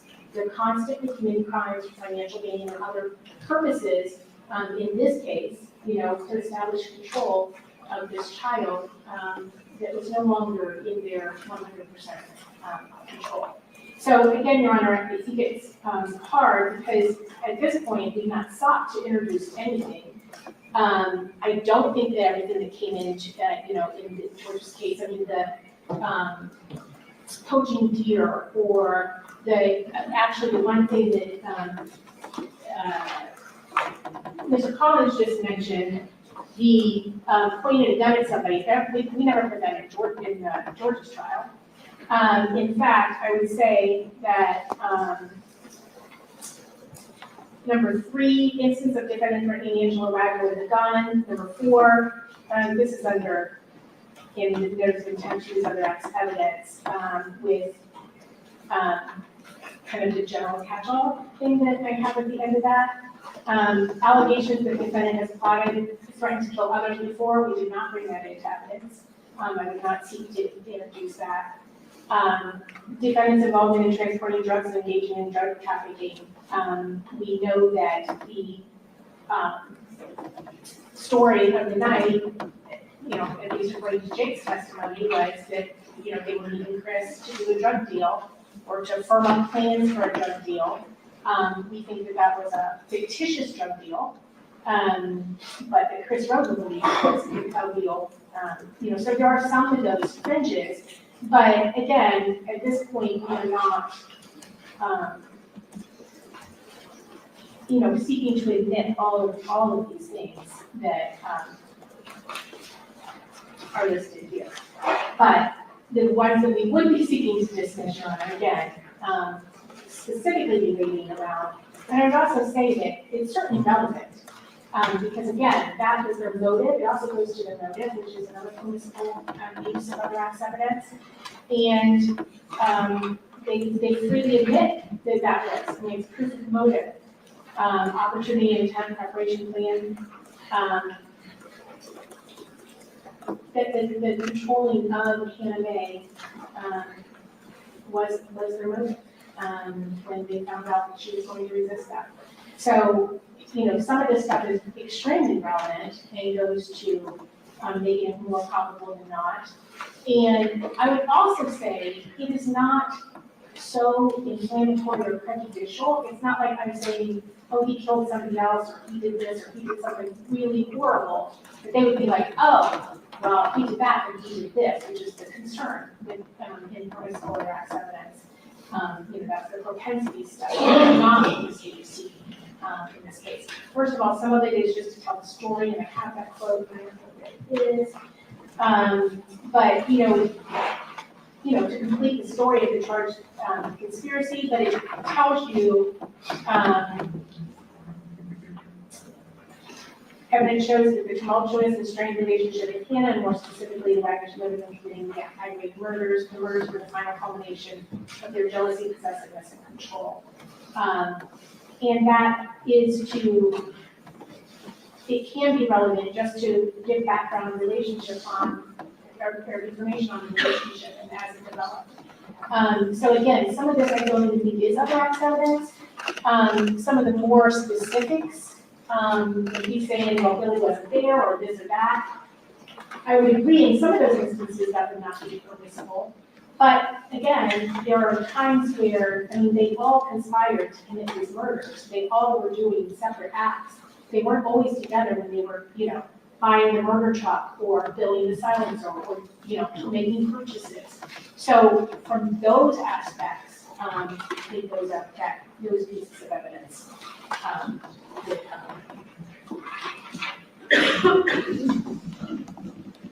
Mr. Brian? Mr. Honor, if I might go ahead, say your name, since I came all the way down here to Pike County today and sat in the corner this morning. I'd just like to say, I think the one word, and I'm not sure we used it, premature, I think, is a guidepost here.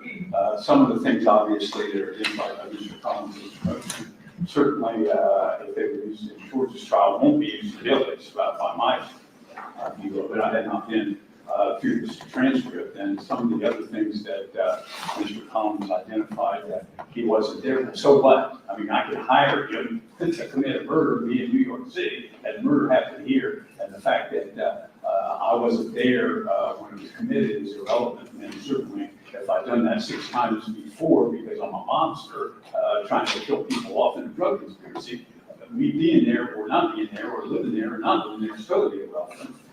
So whether or not other acts is admissible. So at least I think I understand what Mr. Collins' concern is, and understand that the court doesn't want the state to go astray from what the counts are in the indictment with other evidence of acts, but the Facebook, for example, surveillance that might constitute telecommunications fraud is a county indictment. That's not another act. So that clearly would be admissible.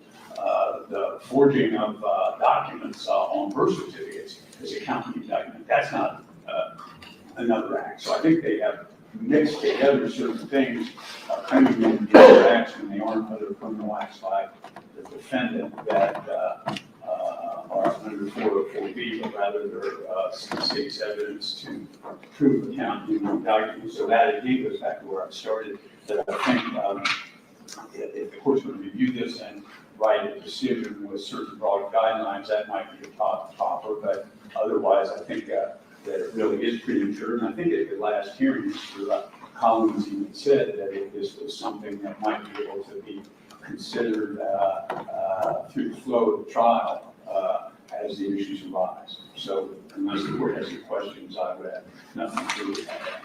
Thank you, Mr. O'Brien.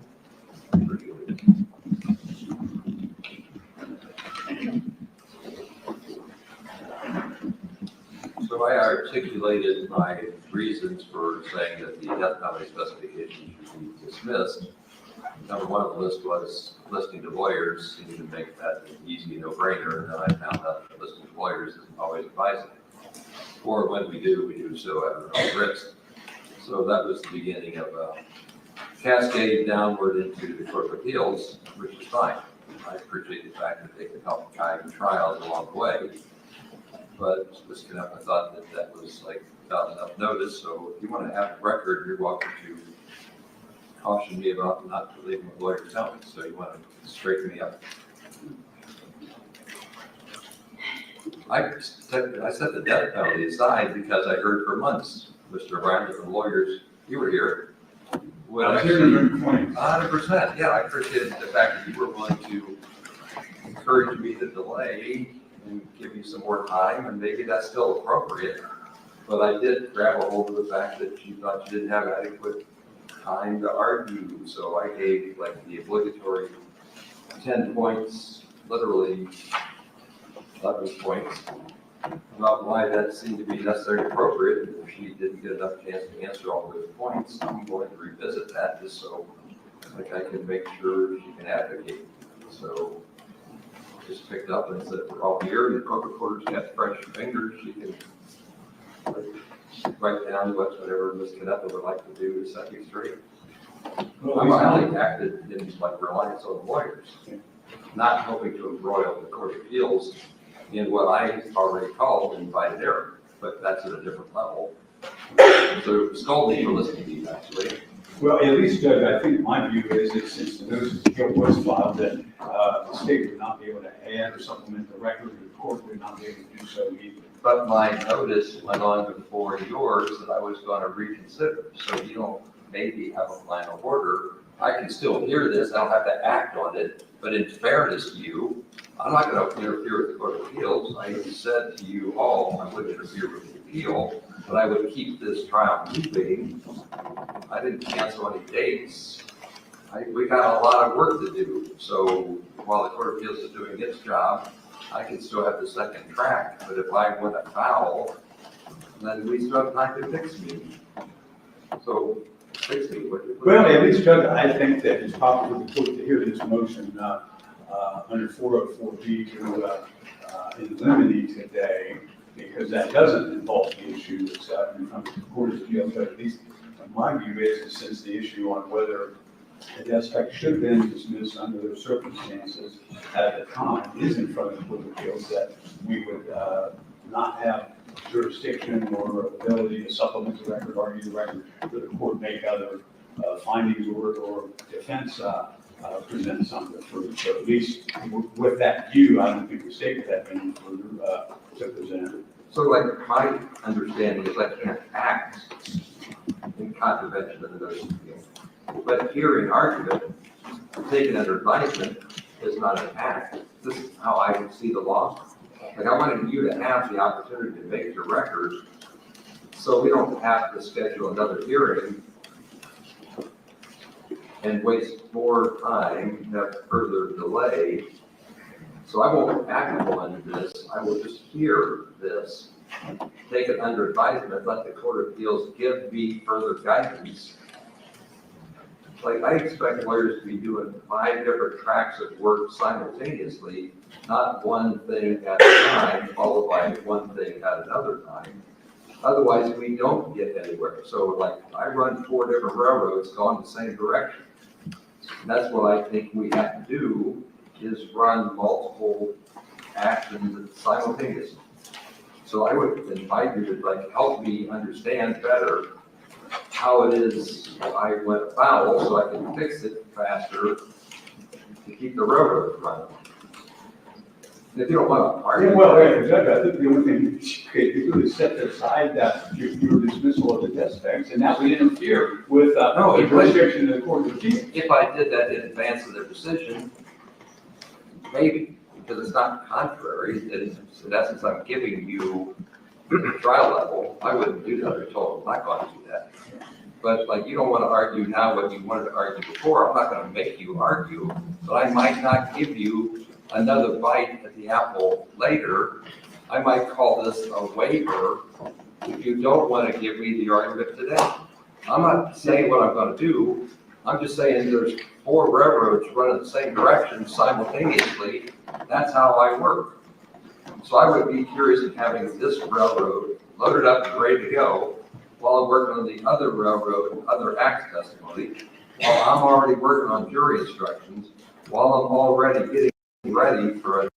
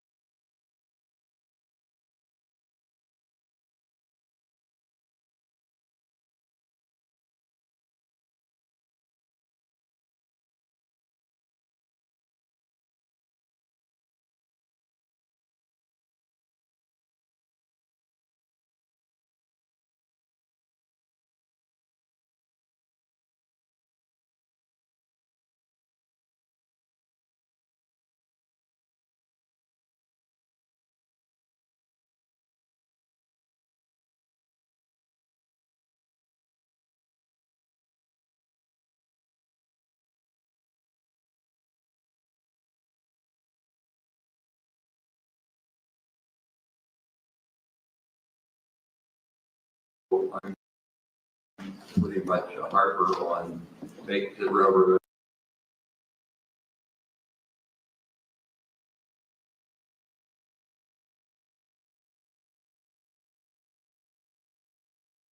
understand the scope of the trial. Mayor, Go ahead. please, the court, with regards to, would you want a written response to the governor's motion from us? Would that help, or?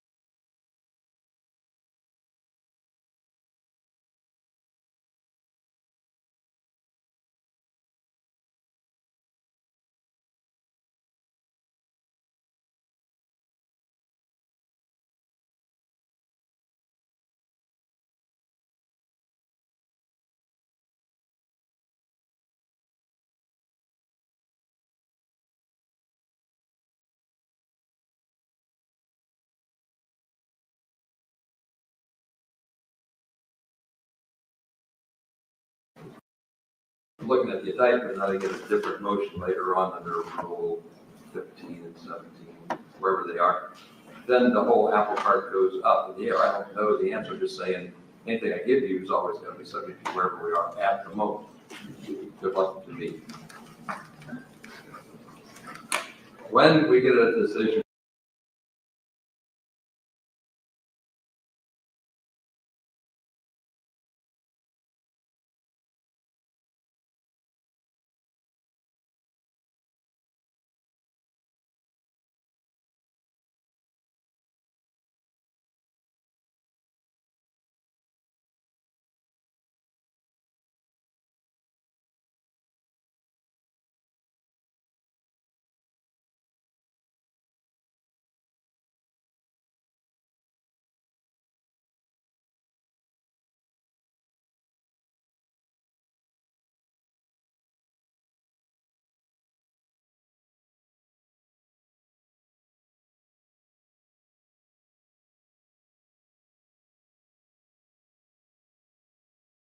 Court may hear those individuals.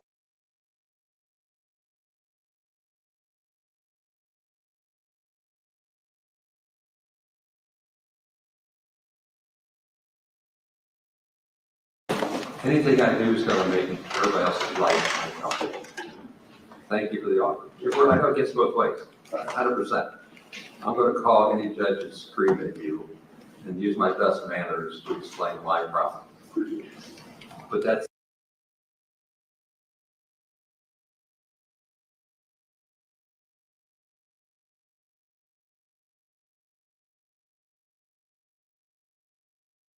I don't know the answer to that. I mean, it's not, I don't have that consideration.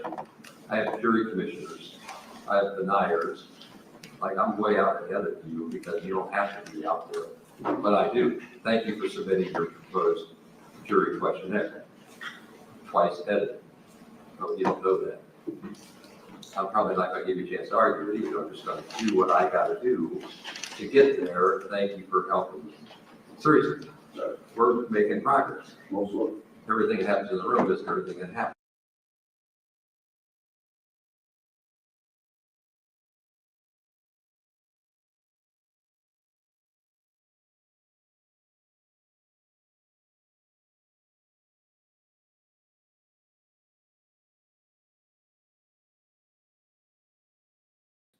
Weeks of trial. And he had thousands of dollars and dozens of witnesses and emotional energy and staff energy, people energy, resources energy to get him to his conviction.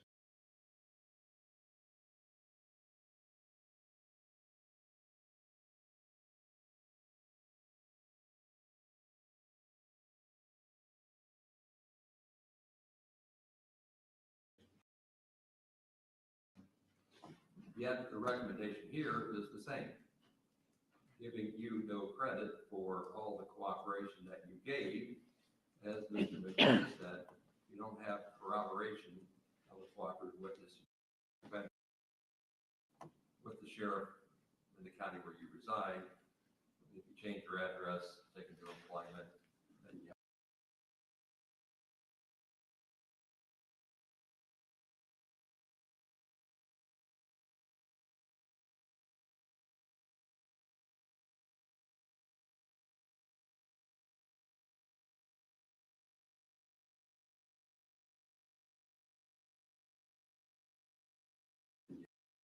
to change your registration anytime you change a variable.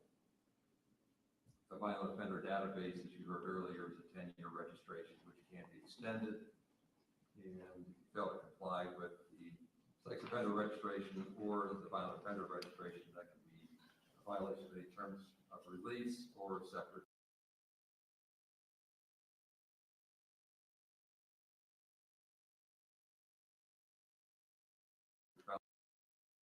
Felony at the time.